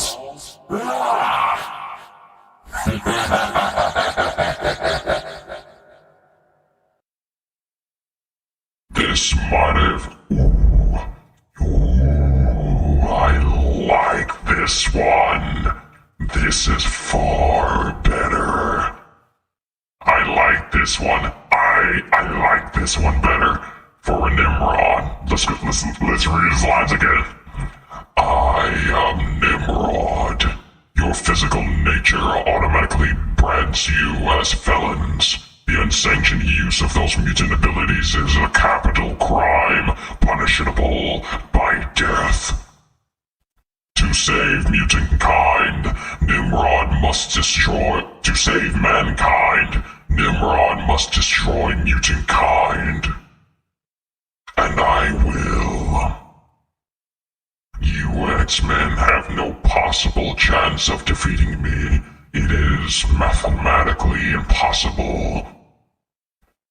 I like this voice better for it. The other one was just a little bit too bottomy, a little bit too much bass boosted.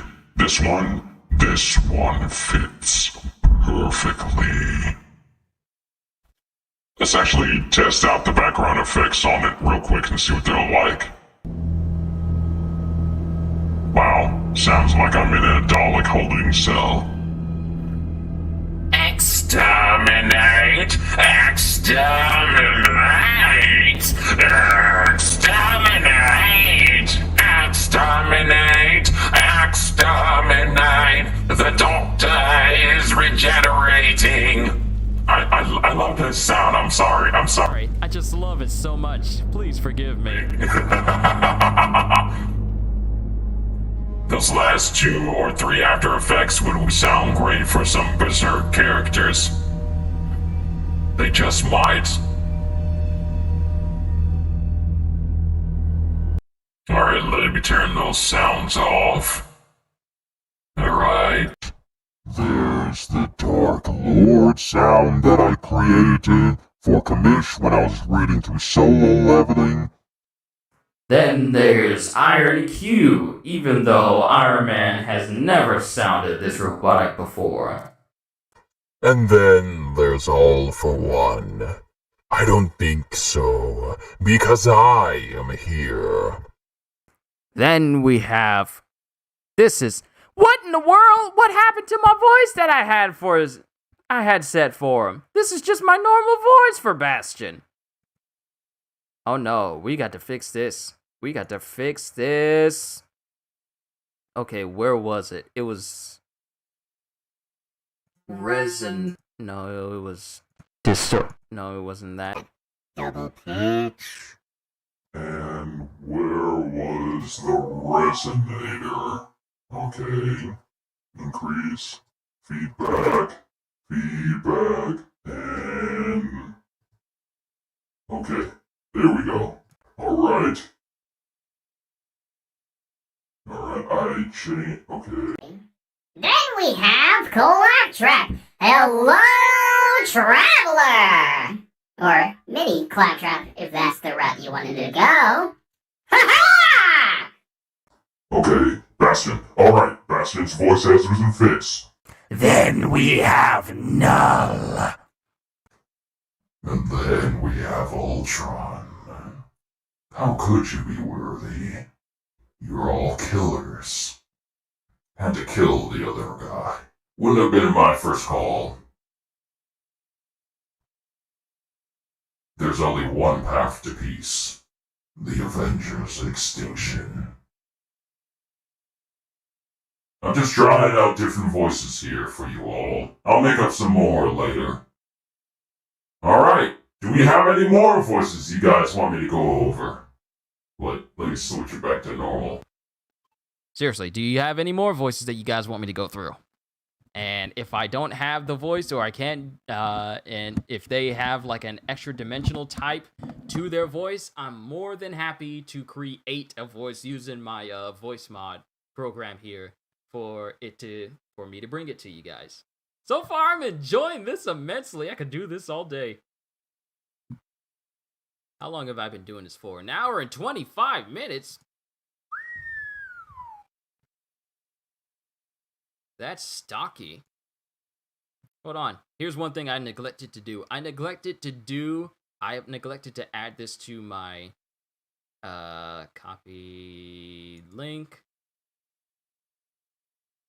I neglected to post this to my Twitter with me doing this live right now.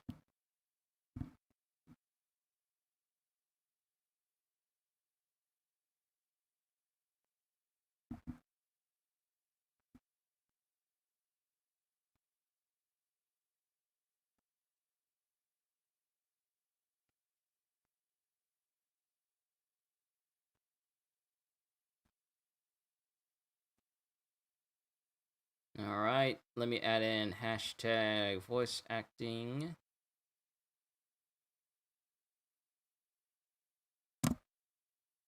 So that the appropriate people will be able to see it one day! Alright. We are good to go now. Macy, I'm late. Hello. Hey, Macy, what's going on? Oh, wait, you did say Onslaught or the Batman Who Laughs. Alright, so Onslaught would be Nightmare from Soul Calibur. Let me listen to Nightmare's voice. Let me listen to Nightmare's voice to see what he sounds like, and I'll try and replicate it.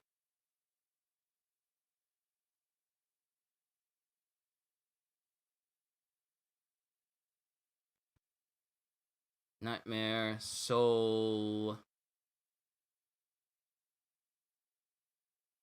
Calibur. Let's go with the Soul Calibur 6 voice. Let me listen in.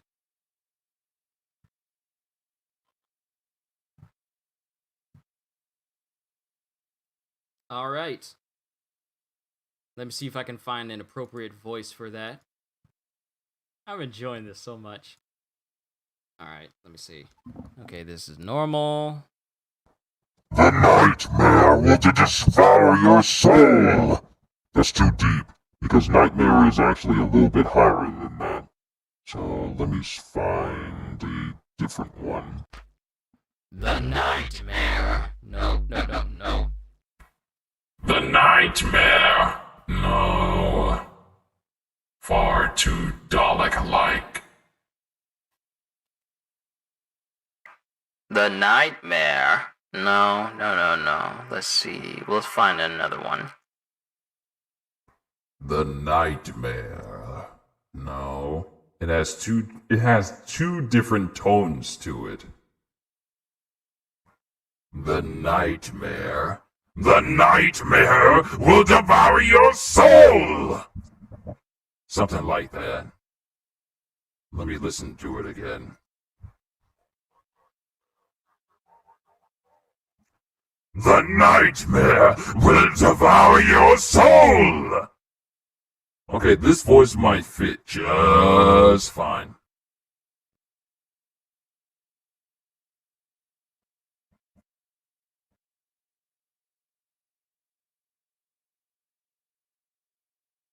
Alright, let's find his quotes, and we'll go down the list of Nightmare from Soul Calibur. Your nightmare has begun.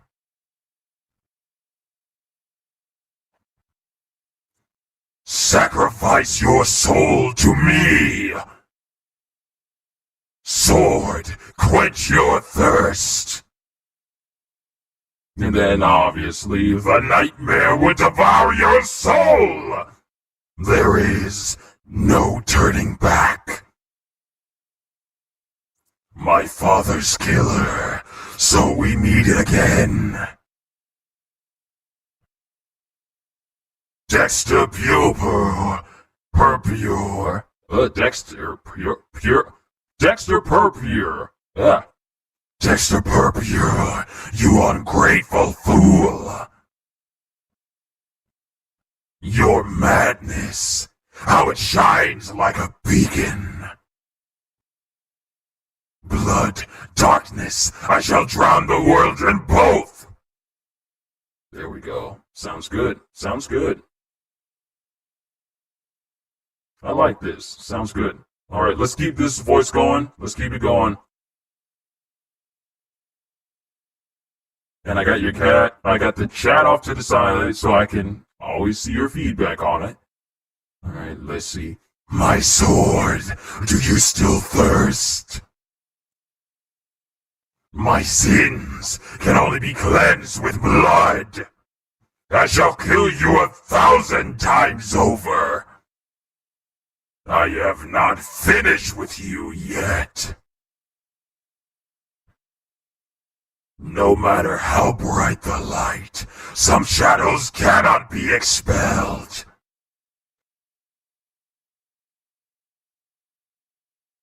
Soul Edge, be unleashed. Taste the sword of despair. Can I reduce the pitch just a little bit? There we go.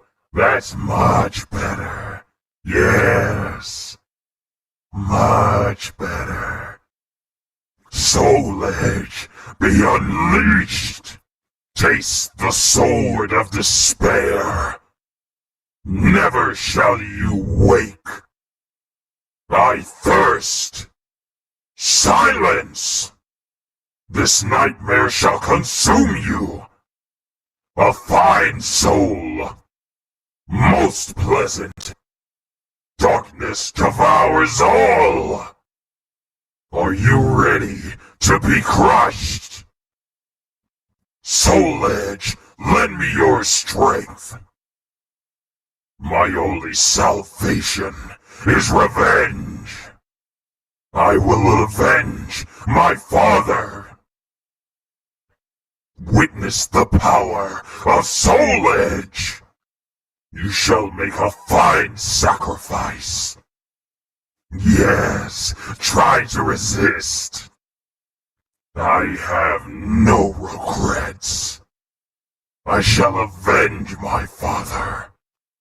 You are a mere pawn. Perish. Wake up. Back off. Fool. Relinquish. More.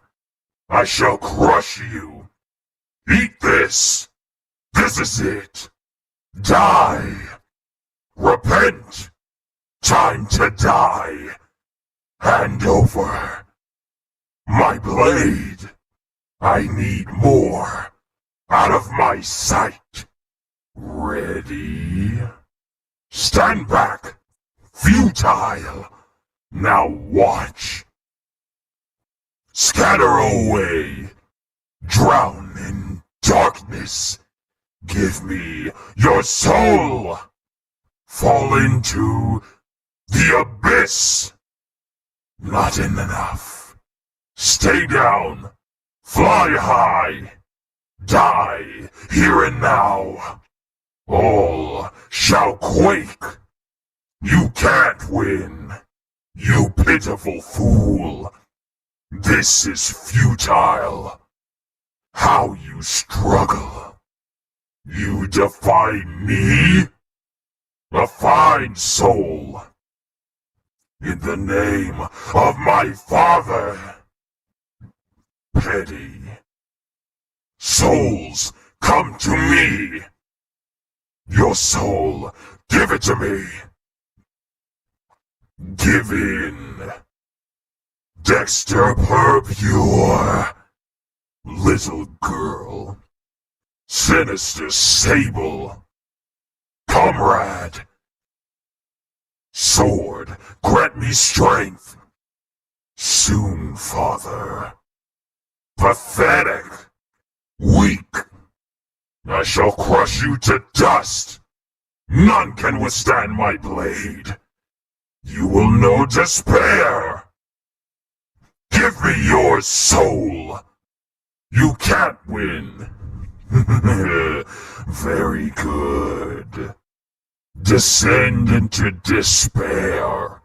Weakling. Forfeit. Quake in terror. You shall know true evil.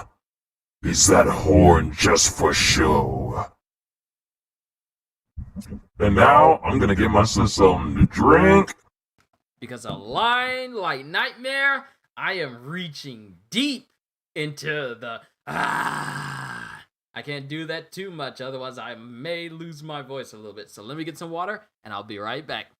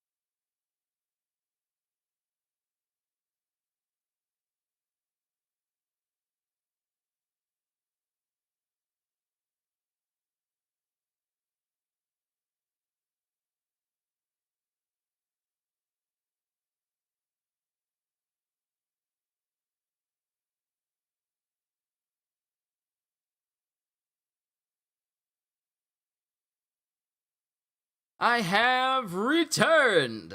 Sorry for the wait there. I took Jet out and made sure he was okay. Kenzo's fine, so we don't need to worry about him for a while now. But I got some water.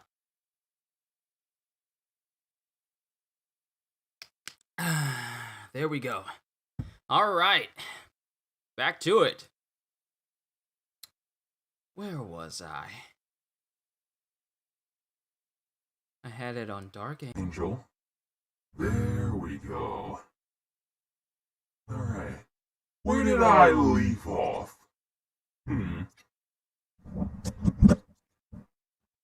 So you reveal your true self.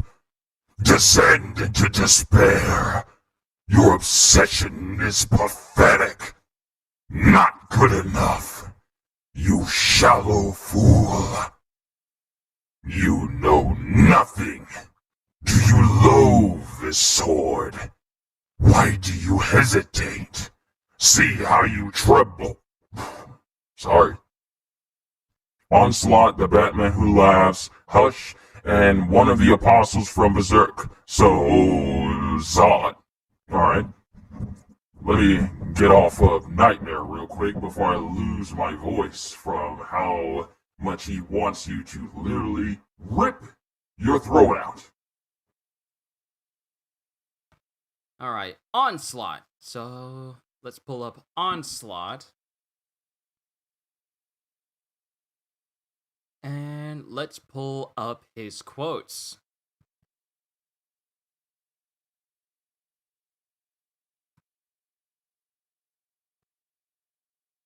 Da da da da da da.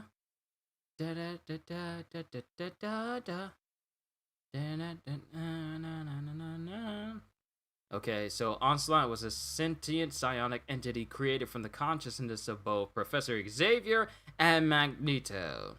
So they must have an evil accent. It is only appropriate.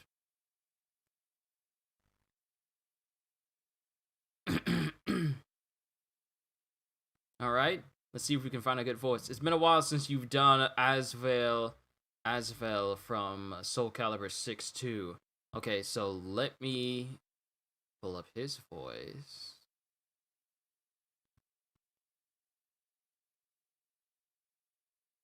Asvel voice set. You impress me. Shall we begin the experiment?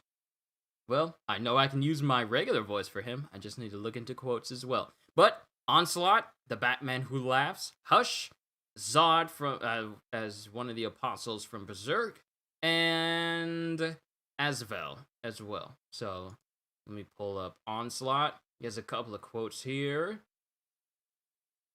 And now let's find an appropriate voice for him.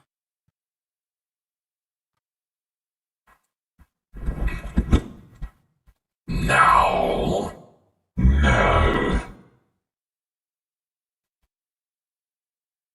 Let me see. A sentient entity born from the minds of both Professor Charles Xavier and Eric Lenscher or Max Eisenhardt, whichever one you prefer. Let's make sure you can hear me correctly. This will be the voice I use. This will be the voice I use for the one called Onslaught. You are afraid, Otherworlder. Onslaught knows you for exactly what you are. You and I have faced a common foe, Holocaust. We both share an interest in his limited future. Bring me the boy named Night Grey, and you shall know power beyond your wildest dreams. I offer only the merest taste of what's to come to whet your appetite for more. Kill you, Kane Marco. What a splendid idea. At last, freedom. Now behold my mighty hand. That's correct, Henry. Onslaught has won.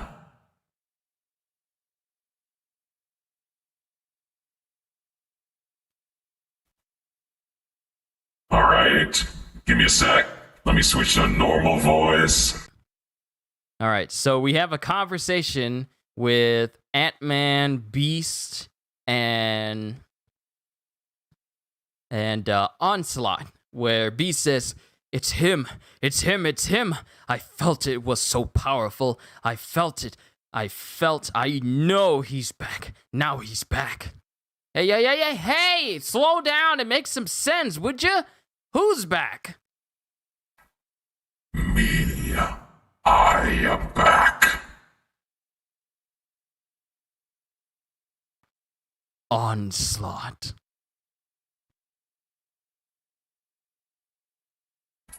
So, to be quite honest with you, using this accent along with this voice, there goes another voice to add to the comic readings. Well, if you enjoy it so much, I'll add it to the stream deck here, so that way you can enjoy the voice even more. All in service to you, my dear viewers. I love this so much I can't stop. The X-Men have no idea what's coming for them. But they will know what happens at the end when you deal with Onslaught. That one was for you, Tie Dry CJ. I hope you enjoyed.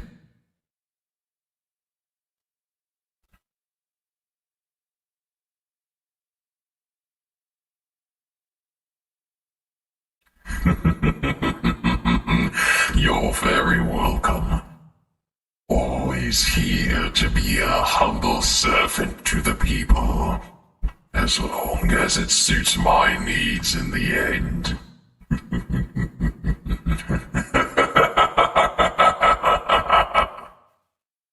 Oh, I love this voice so much, I really do. I love this voice so much. I really do. It's nice. I like it. It's really nice. I just like the feel of it. If I raise the pitch just a little bit more, I become a Dalek. But lower it just even a smidge, with a hint of upperclassman, a slight hint of a gentlemanly tone, and you have one who embodies the minds of both Professor Charles Xavier and Max Eisenhardt. And thus, Onslaught is born. Love it. Alright, so you said Onslaught. Next, the Batman who laughs. I don't think I need to have a specific voice for him. He's essentially the Joker if Batman became the Joker.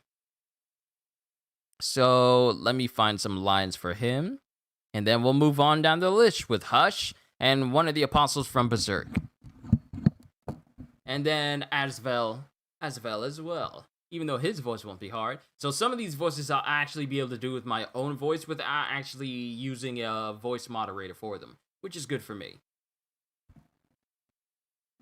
Alright, so Nightmare, I've already done his lines. We've already done Onslaught's. The Batman who laughs quotes.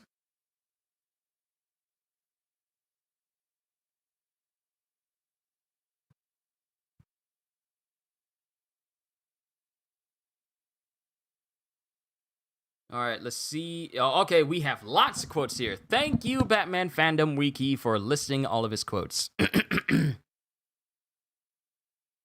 And this is Batman, but he's become the Joker now, so there's got to be a little bit of jovialness in his voice. Don't be the victim who drowns. Don't sink with the rest. Be active. Rise up. Reclaim the light. and be the one who does the drowning. Stop me if you heard this one. Worlds will live, worlds will die, but imagine if your every fear, each bad decision gave birth to a malformed world of nightmare. A world that shouldn't exist, and desperate as it fights to survive in the light of the true multiverse far above, these worlds are doomed to rot apart and die. Because they are wrong at their core. Welcome to the dark multiverse, home to stories that should never be. It's all one big cosmic joke, except no one on this side is laughing. Well, almost no one.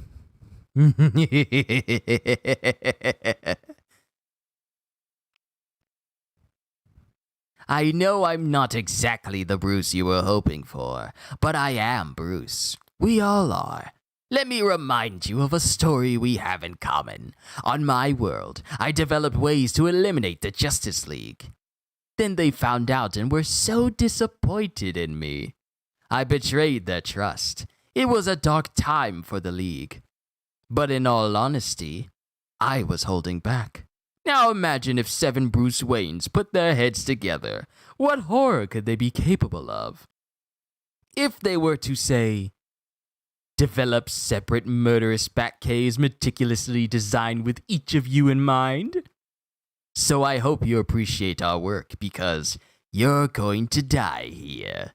Ha, ha, ha. You know I am something twisted and wrong, and that terrifies you. I think he understood on some level. The Joker. Not entirely, of course. He was too single-minded for that, but he saw the potential. He saw that the two of us were incomplete without the other. He knew that we needed to evolve in something new, together. Something more. He used to call me a Bat King, ruling over my dark kingdom. And what is a king, really? It's a powerful card, the highest valued faced card in the deck. Not infallible, to be sure, but potent. And the Joker card? On its own, it has no inherent value. It's defined by what is played against. Dangerous in its potential more than anything. But if you hold the two together in a hand, they can hold nearly any value. They can shift and adapt to any threat they face. And so can I. Take a good look, Bruce. What do you see? You've never fought someone with all your training. You're disciplined. See it yet? I'm not him in a batsuit. I'm you. You. How are you supposed to be without the code? How you are supposed to be without the codes, without the rules. Except one. Batman always wins. And that's my rendition of The Bat Who Laughs. That actually went quite nicely, I will admit. Okay, next up is Hush. Let's look up Hush quotes.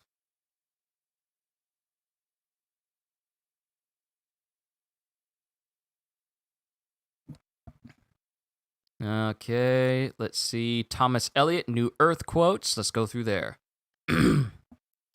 But we both know our play isn't over, Bruce. And ultimately I will emerge as the hero of our bitter comedy. Who is Thomas Elliot? There are many ways to answer that, Doctor. Thomas Elliot is a cipher, a ruined shell, a lost child, a distorted shadow of another man, a whisper barely heard amid the shrieks and laughter echoing through the halls of Arkham, the House of Hush. You can just get about anything in Kingston. You did a great job blending the two. Thank you. You can just get about anything in Kingston if you have money and know where to shop. How can you ever hope to protect Gotham's future when you're so naive of its past? And he's speaking to Richard Grayson. Let me kill him and you'll have one less freak to worry about. Let me do what you can't, what you won't. I'm your salvation, Judson Pierce. I'm the one man who hates the Wayne legacy more than you, and together we'll destroy it. We all have our boogeymen to slay. Consider this a farewell present from the Elliot family. Bruce, if you wanted to get together after all this time, you didn't have to try to kill yourself to do it. What is a friend? A single soul dwelling in two bodies. A master strategist would have killed me when he had the chance. It's clear you lack the foresight, or the nerve. So I'm your prisoner. You know I'll escape. Ah, but do we both know our play isn't over? But we both know our play isn't over, Bruce. And ultimately, I will emerge as the hero of our bitter comedy. We already read that one, that was at the top of this list. Bruce, did you ever have a big secret? One you thought you could never tell anyone? Welcome to the other side of the mirror, Bruce. Penniless, broken in body and spirit, I have at last come here to the bridge, the site where my abusive father met his well-deserved end in a car crash I engineered. In the dark water I see the images of my parents, both slain by my hands, both mocking me for the monstrosity I've become. And in my delusion I am a frightened little boy again, desperate for their approval, willing to die for it. And those are all the quotes that they have for Hush. I'm pretty sure there are a ton more, but I'm just going off the main listing of notable quotes for them. So that's Hush. All right, now one of the apostles from Berserk. Let's look up some Zod quotes, since he's my favorite apostle.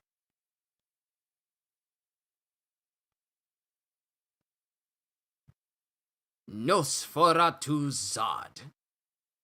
All right, let's see if we can find a good, deep, evil voice for him. Okay. Let me find a good one. I need it to be real deep, but not too deep where you can't tell my voice from another. Okay. Evil. No, the voice shakes too much. The voice shakes too much. I don't like this one.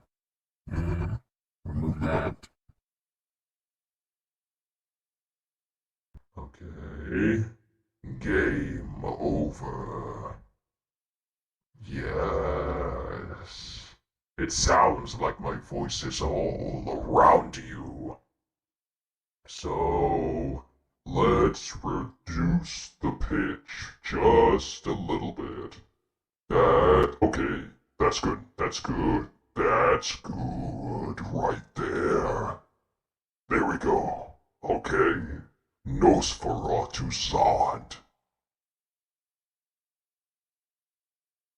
Oh wait, these are quotes from the video game.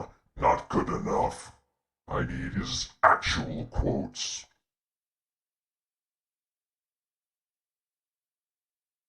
Okay, let's see. I am not saying that line. Come on, show some decorum.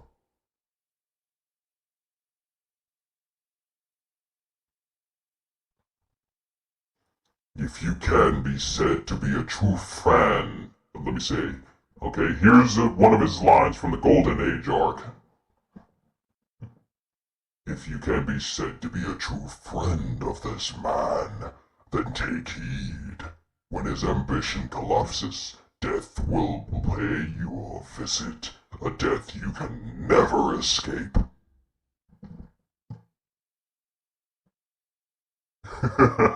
You funny, Thomas. I was not about to say that.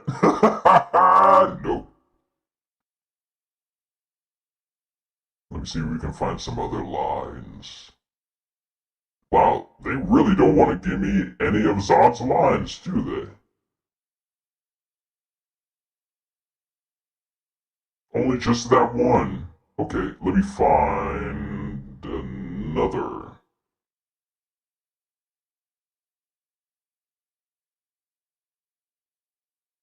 Okay, let me see if I can actually find some good quotes. Let's see. Nosferatu Zod.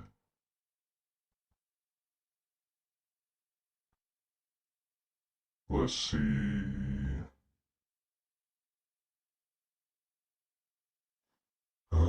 let's see. You'll face your death, a death you can't escape. Okay, so this is when Guts was fighting Zod the very first time they met.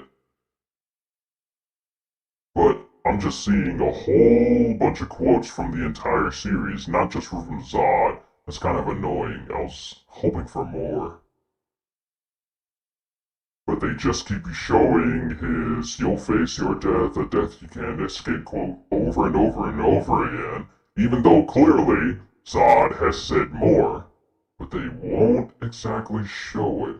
It's kind of weird why they won't do that. Zod has spoken more than once.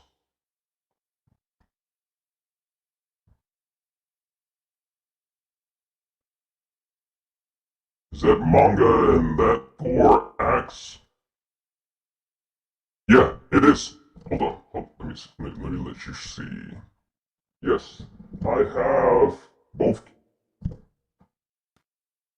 I have both Kingdom Keys, both Sora's and King Mickey's. I have Genji's sword. I have Mace Windu's lightsaber. I have Darth Maul's lightsaber. I have the Infinity Gauntlet. I have Stormbreaker. I have Mjolnir. And over on the side, I have Black Panther's helmet. I have Deadpool's guns over there, the Nerf version. And I have Captain America's shield, the comic book 75th year anniversary version over there.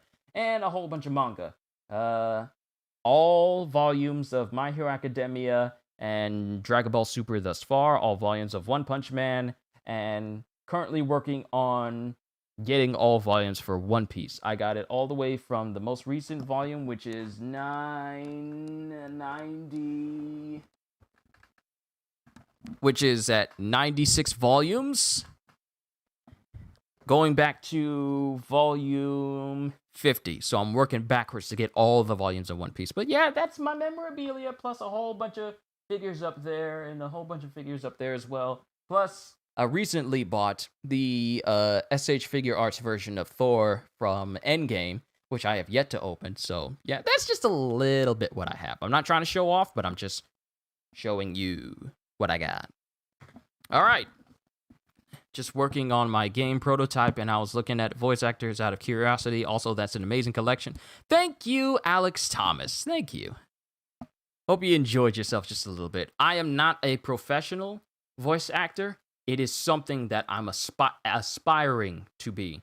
Since I've been told this is kind of what I do whenever I'm reading through One Piece chapters that release every Sunday or solo leveling. I always do voices for them, and I've been doing that for a number of years now. So it's just something that's just second nature to me. So I just enjoy it. I just decided to do a stream today where I actually try and put more effort into my voices and actually, try and get my name out there. So it's just me.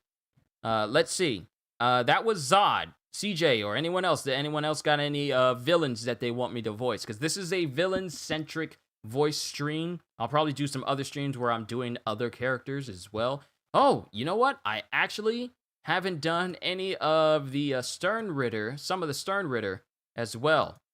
Because I know that back when I did the voices for Asnot for Bleach, CJ, you said it still needed a little bit work, so I'm here to fine-tune that right now. So, let's see if we can find a good voice and good matches for some of the Stern Ritter that I need to improve on. Kilgi didn't need much work. Kilgi didn't need much work because I was able to get the German accent for that man properly. So I feel when I look back on it, his voice could have been a bit more deeper for him. So I have no problem going through them as well. But let's actually pull up the Stern Ritter. And as not, okay, I wish you the best of luck, brother. Oh, I missed the Onslaught ones. That's a shame. It's all good, Alex Thomas. If you ever feel like it, once the stream is over, you are more than welcome to just see that point where I do Onslaught's voice. I actually did his voice before I did Zod's voice. I did the Batman Who Laughs, and before that, I did Onslaught's voice. So it's not too far into the video, even though this has been going on for 2 solid hours. Wow, time has escaped me. Sorry. Okay, let's see if we can pull up. There's a Kilgi Opi. Then there's Aznot.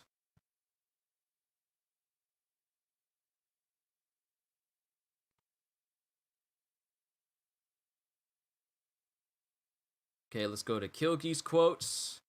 And then we'll go to Aznot's quotes.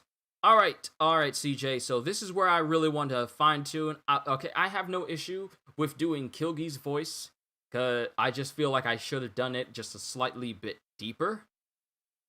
Time flies when you have fun. You ain't kidding. I love doing this, and I could lose countless hours just doing this. You have no idea. Just doing stuff for my audience and everything for my channel, I could lose countless hours, and I wouldn't bat an eye. I love this so much. I have no issue doing Kilgi's voice. I just need to do his voice just a little bit deeper. Since I'm giving him like a German-style voice, I would have said... Creepy, you'll say. Is that what you think of this form of mine? That is the correct reaction. For in the eyes of any twisted and barbaric Shinigami, to face the ultimate enforcers of all that is holy and righteous must be an abhorrent and terrifying sight indeed. I should have gone with a deeper voice.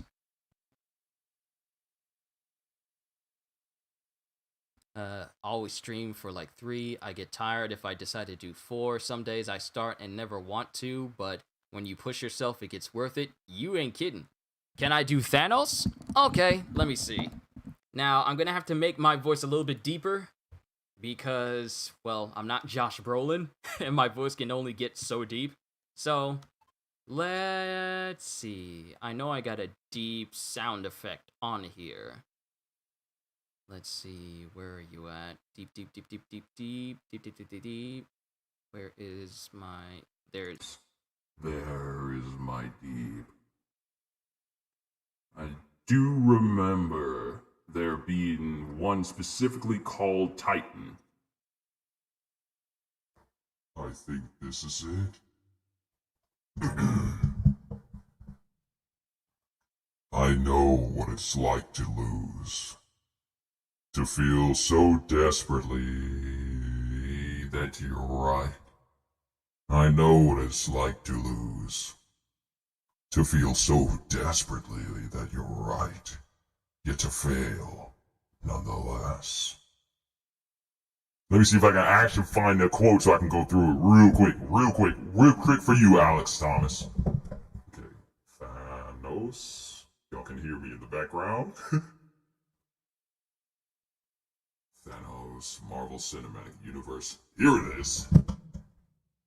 I know what it's like to lose. To feel so desperately that you're right, yet to fail nonetheless. It's frightening, turns the legs to jelly. I ask you to what end? Dread it? Let me turn my sound off in my ears because it's throwing off my whole speech. It's frightening, turns the legs to jelly. I ask you to what end? Dread it? Run from it? Destiny arrives all the same. And now it's here. Or should I say, I am.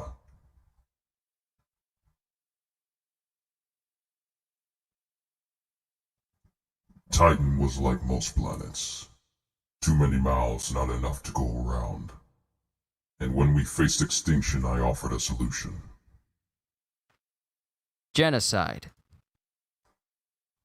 But at random. Dispassionate, fair to rich and poor alike. They called me a madman. And what I predicted came to pass.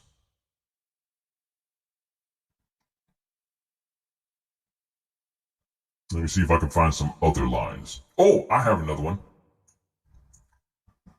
The only matter I don't take seriously, boy, is you. Your politics bore me. Your demeanor is that of a pouty child. And apparently, You alienated my favorite daughter, Gamora.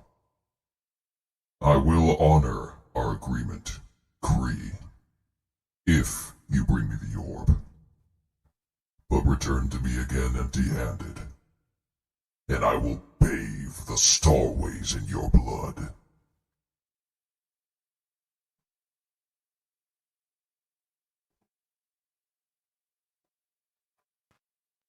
That sounded good to me.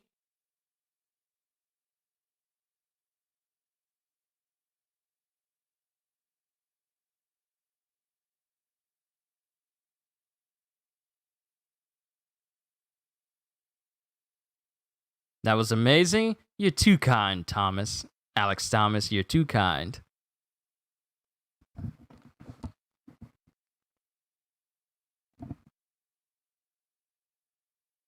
And let's see one more quote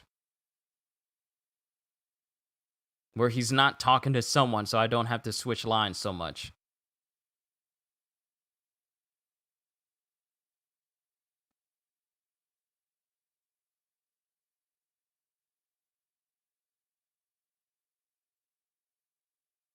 Let's see, where's another one? Oh, here's one. Here's one. Here's a real good one.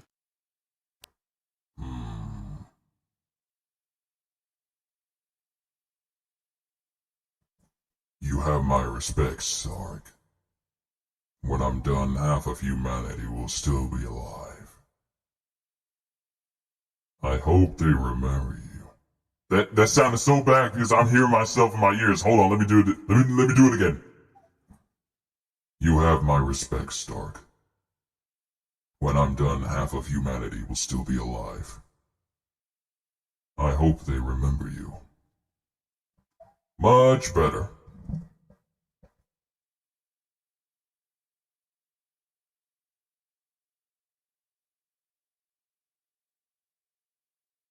Let's see.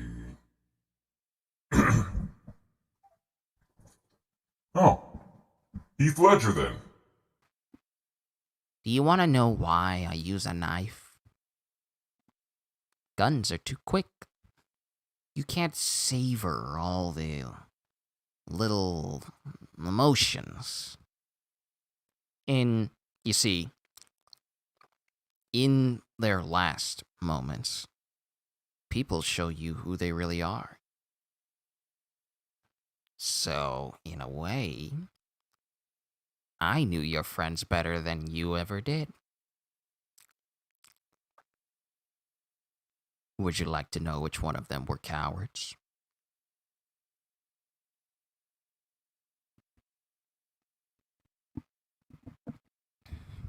Ah, ah, ah, ah, ah, ah, ah, ah, ah, ah, hoo, ha, hoo, he, ha. And I thought my jokes were bad. Give me one reason why I shouldn't have my buddy here pull your head off. How about a magic trick? I'm gonna make this pencil disappear. Ba-da! Ah, it's gone. Oh, and the suit, it wasn't cheap. You ought to know, you bought it. Stop. I want to hear proposition. Let's wind the clocks back a year.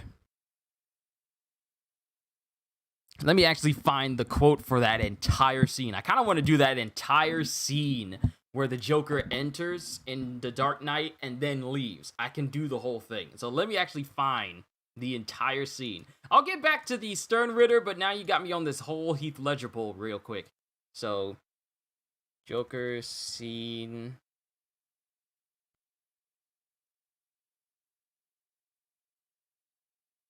Joker intro scene. Intro scene.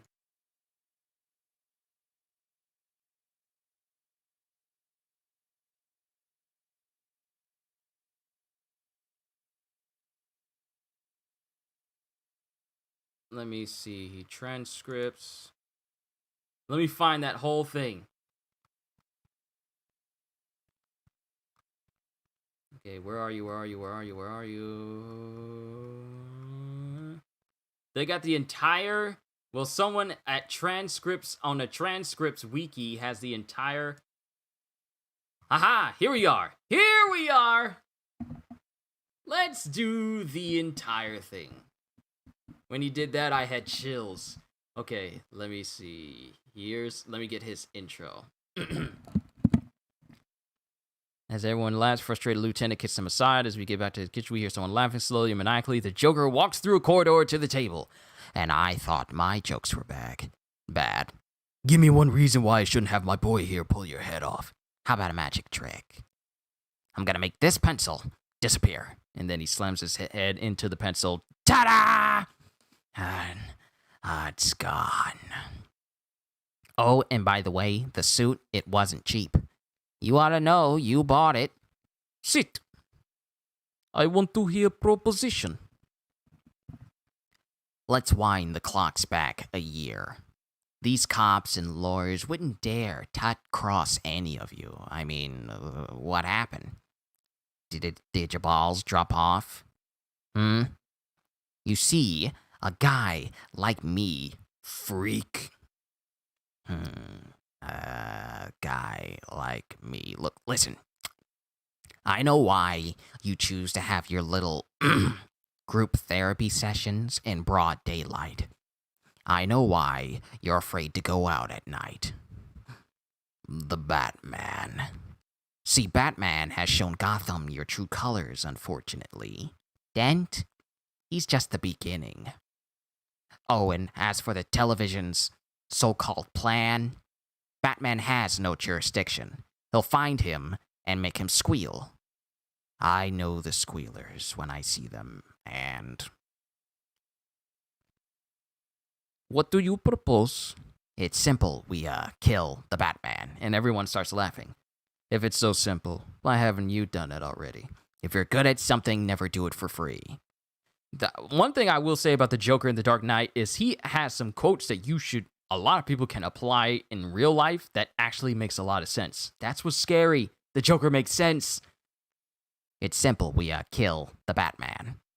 If it's so simple, why haven't you done it already? If you're good at something, never do it for free. How much you want? Half. You're crazy. No, I'm not. No, I'm not. If we don't deal with this now, soon little, Gamble here won't be able to get a nickel for his grandma. Enough from the clown! Let's not blow.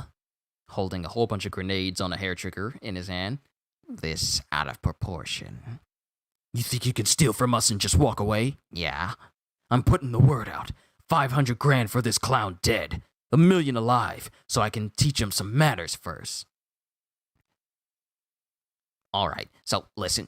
Why don't you give me a call when you want to start taking things a little more seriously? Here's my card. And then he kicks the door out and leaves. And that's the whole Joker monologue right there. I tell you, some of these quotes are extremely well done.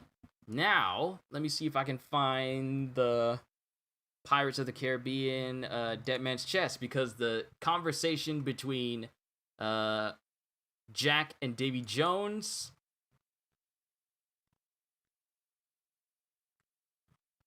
Let me pull that up. Where is it? Ah, here it is. Okay, let's see. Okay, so let's get Davy Jones's intro.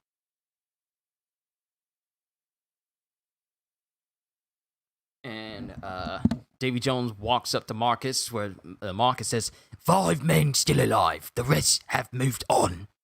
And then I love how he says, why so serious? Why so serious?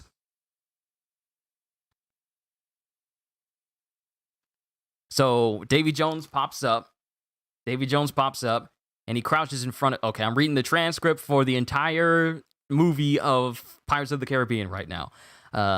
Crouches in front of Scared Sailor One and lights his pipe. Do you fear death? Blows out the light with his siphon. Do you fear that dark abyss? I have to say this without actually breathing out of my nose because, you know, Jones doesn't have one. All your deeds laid bare. All your sins punished. I can offer you an escape. Don't listen to him! And then Davy Jones steps up to him, grabs his throat with his clawed hand, and examines his face. Do you not fear death? I'll take my chances, sir. To the depths. And then Greenbeard steps behind him, slices that sailor's throat open, and the body is thrown overboard, much to the pirate's laughing delight. Cold blood! Life is cruel. Why should the afterlife be any different? I offer you a choice. Join my crew and postpone the judgment. 100 years before the mast. Will ye serve? I will serve. Pleasure. I always thought he was saying, there. Like, all these years, I always thought he says, there. But I guess he says, pleasure.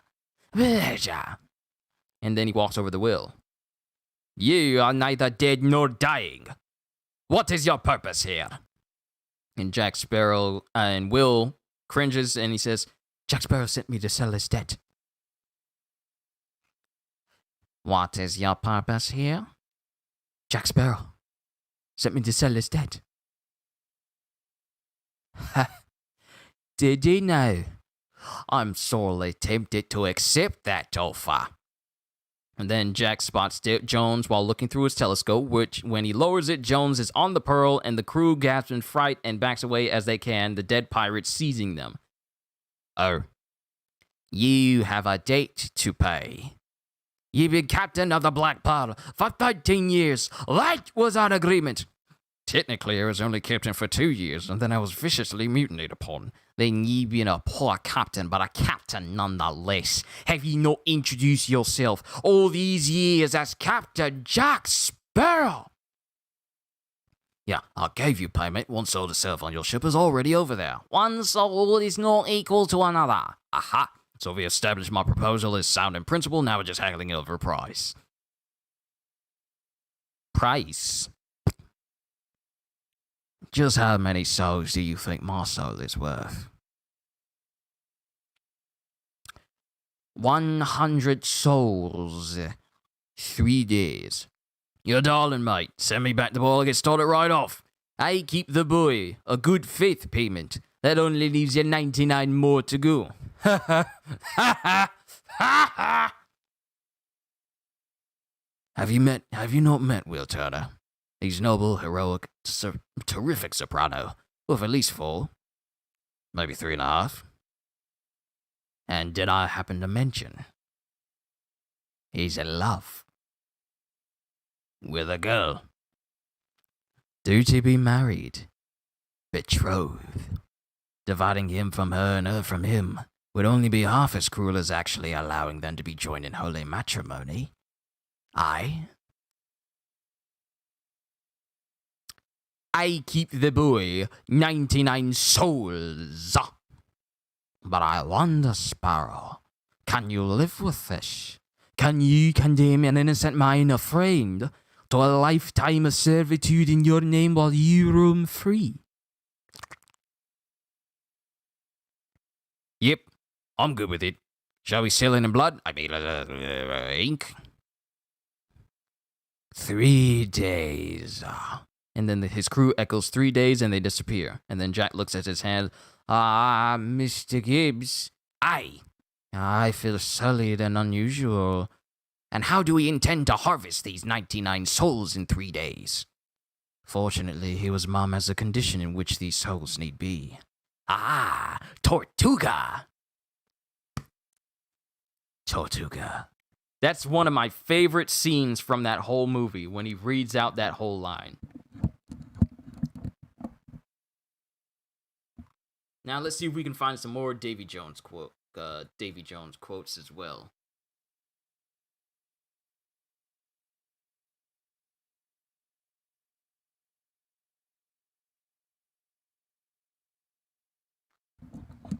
And okay, let me read this one last one. And what is my time now? Because I might want to end it here in a little bit. It's going on close to about 3 hours now. It's at 2 hours and 49 minutes. Doing good so far. I will admit, I'm enjoying myself a lot more than I originally thought I would. We're at the scene where Will and his father finally meet each other, and it causes an accident on the Flying Dutchman. And Jimmy Legs comes up saying, "Hold that weasel to his feet. 5 lashes will remind you to stay on him. No, impeding me in my duties. You'll share the punishment. I'll take it all. Will you now?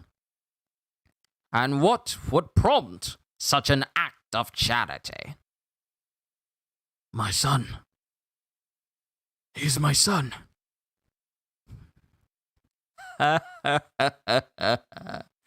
What fortuitous circumstance be this?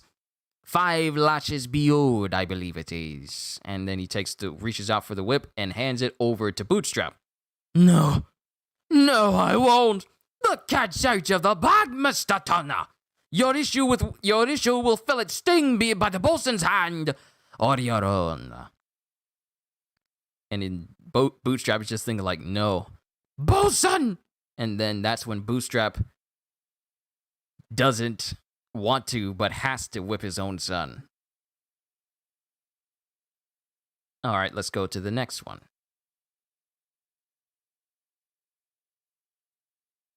All right, so the only thing, Bootstrap is talking about how Liar's Dice goes on the Flying Dutchman, and Bootstrap is explaining like, I understand. Will is saying, I understand. It's a game of deception. The game includes all the dice, not just your own. What are they waging? The only thing we have. He is a service. So any crew member can be challenged. Aye, anyone. I challenge Davy Jones. And everyone stops and stares at him, and the organ stops upstairs. I accept the stakes. My soul, an eternity of servitude. No. Against.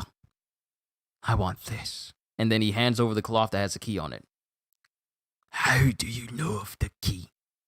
That's not part of the game, is it? You can still walk away. And then they start playing Liar's Dice, and Will says, and then Bootstrap joins in, saying, I'm in, matching his wager. No, don't do this. What's this? Dice cast. I bet 3 2s. It's your bid, Captain. 4 4s. 4 5s. 6 3s. And Davy Jones sees that he has 5 5s, and then says he has 7 5s. 8 5s. Welcome to the crew, lad. 12 5s. 12 5s. Call me a liar. I up the bid. I'd be called a liar myself for my trouble. And reveals all the dice. Bootstrap Bill, you're a liar, and you will spend an eternity on this ship. Master Turner, feel free to go ashore. The very next time we make port.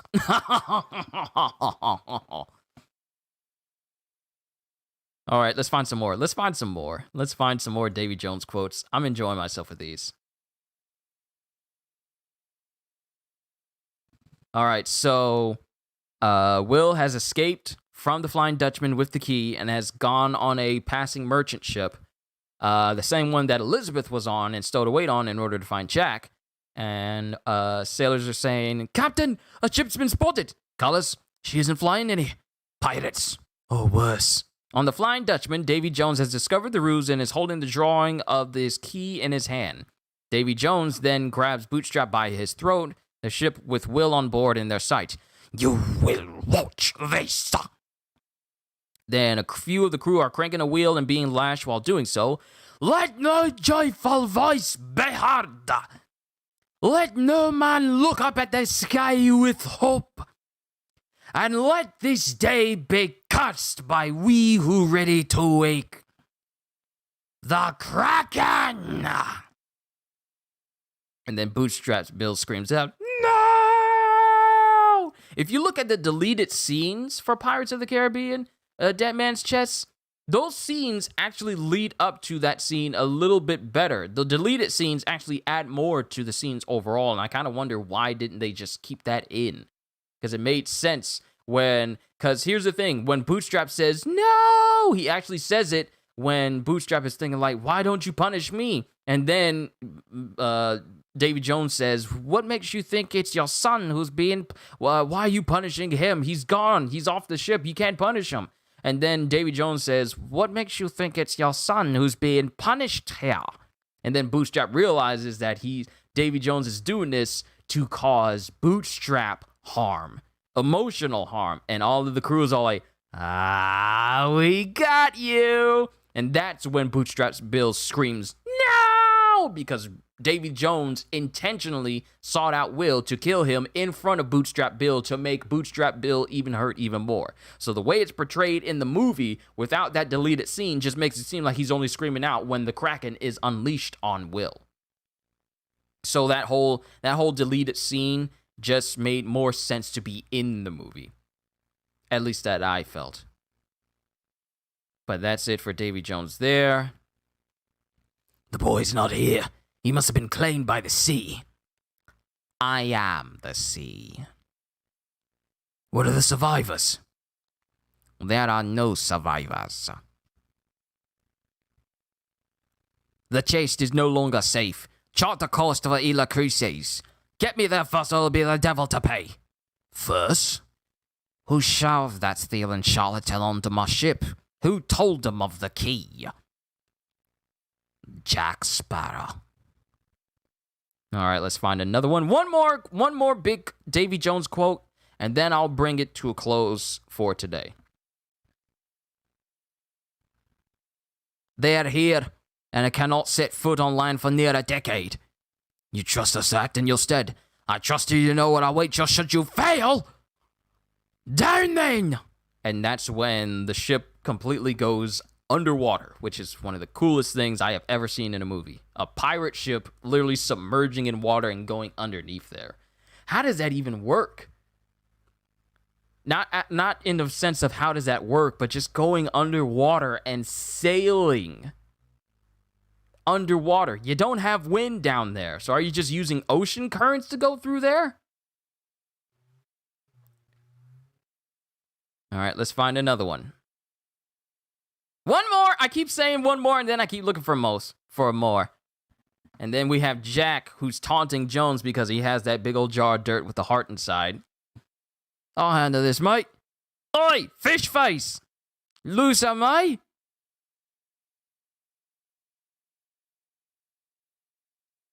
He loses footing and falls a short way down the stairs with his dirt. The whole crew oohs and cringes in sympathy at his fall, holds up the jar again. Got it! Come to negotiate, eh, have you, you slimy git? Look what I got. I got a jar of dirt. I got a jar of dirt. I got a jar of dirt. And guess what's inside it? Enough. And then cannons come out. And then Jack says, like, ooh, hard to solve it. And as they run away, later on, Davy Jones says, wreck the starboard! Wreck the starboard! Send his beloved pearl back to the deeps! And then as they're chasing, they see, one more thing, Jackie! One more thing!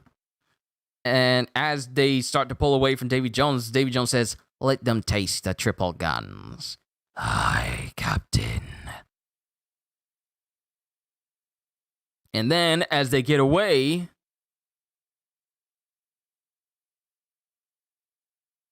as the pearl gets away from Davy Jones says, break off pursuit, run all light and douse canvas, sir. We've given up, sir. And then Jones smiles wickedly, and they smile with them, and they call for the Kraken again.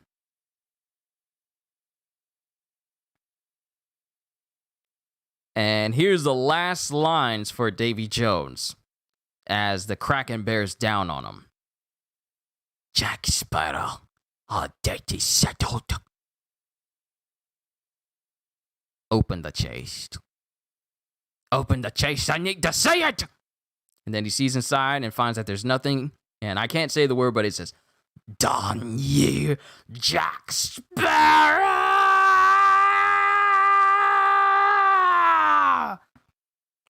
And those are the last lines of Davy Jones in Pirates of the Caribbean, Dead Man's Chest. And quite possibly a good note to end on, because Davy Jones is one of my favorite voices to do. I am making note of what you said earlier, CJ. Atrocitus in any version of Green Goblin or even Red Goblin, are they possible? You know what? Let's do those. Let's do Atrocitus, and then we'll end it with Green Goblin. Hello, my dear. So let's find some Atrocitus lines.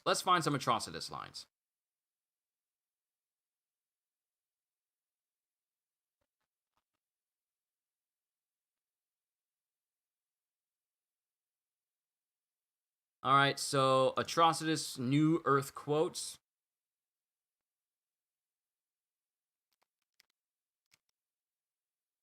All right, let's get a good voice for Atrocitus.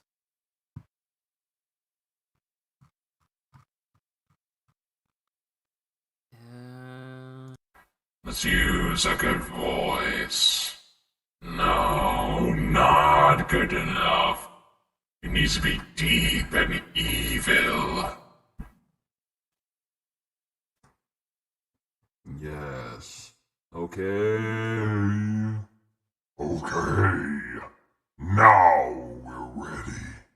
Now we're ready. Now we're ready. I'm not doing any settings. I'm making my voice this deep.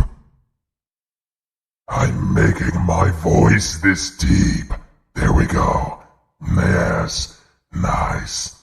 Rage, please, no longer knows freedom, nor pain, but she will always know rage, because hate creates hate, and that is its true power.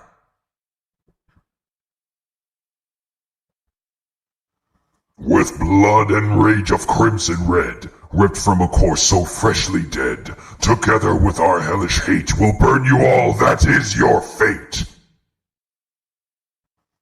You things may suffer the other core, but the Red Lanterns will not fall so easily. This is a strange world full of strange people. I hate them. I hate it. I hate them. Most of them.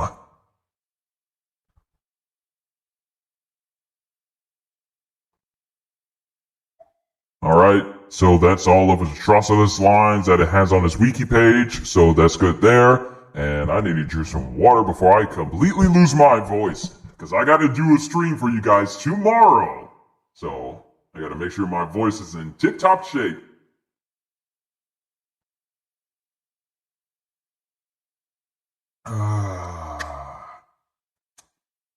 That's good.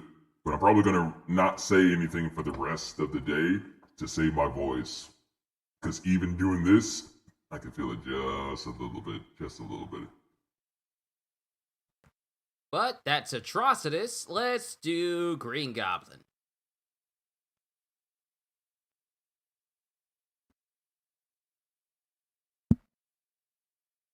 Green Goblin quotes.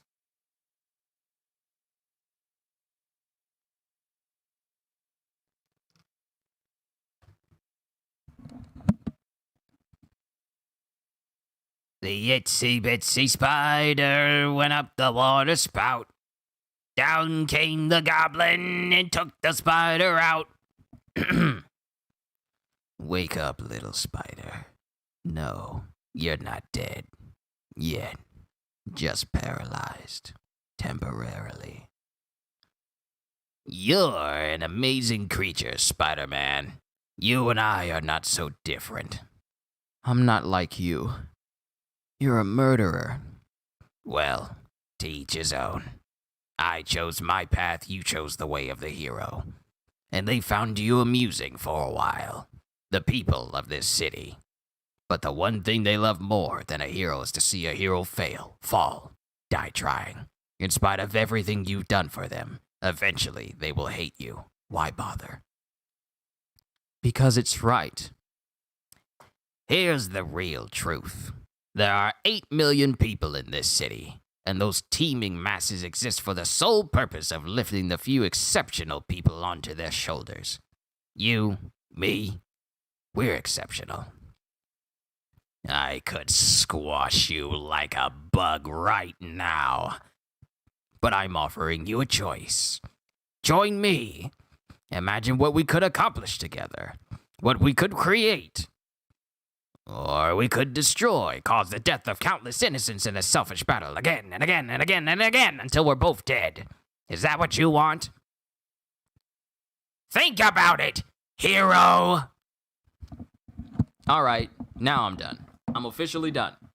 I'm officially done. I'm officially done. I'm stopping right there. So, ladies and gentlemen, for a solid, how many hours was this? For a solid 3 hours, I've done voices.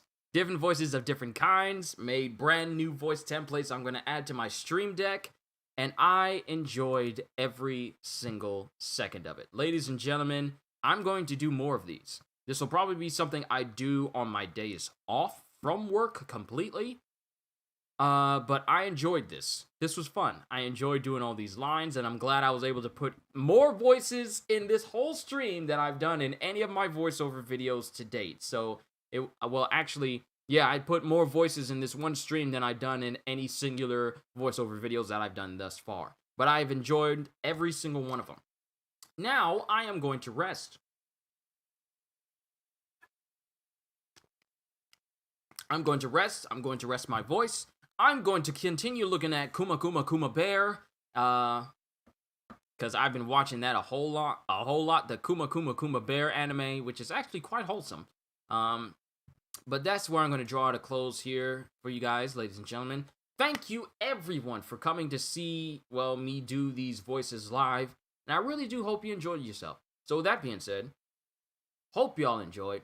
Can't wait to see you all in my next video. And if you're new to the channel and you enjoyed what you saw here today, then consider subscribing because I am always looking forward to entertaining you. So have a fantastic day. And once again, as always, later peoples. Thank you for your talent, time, and energy. It's an absolute, the honor is mine, CJ. I enjoy this. Any moment I can do this for you, it's a good time for me.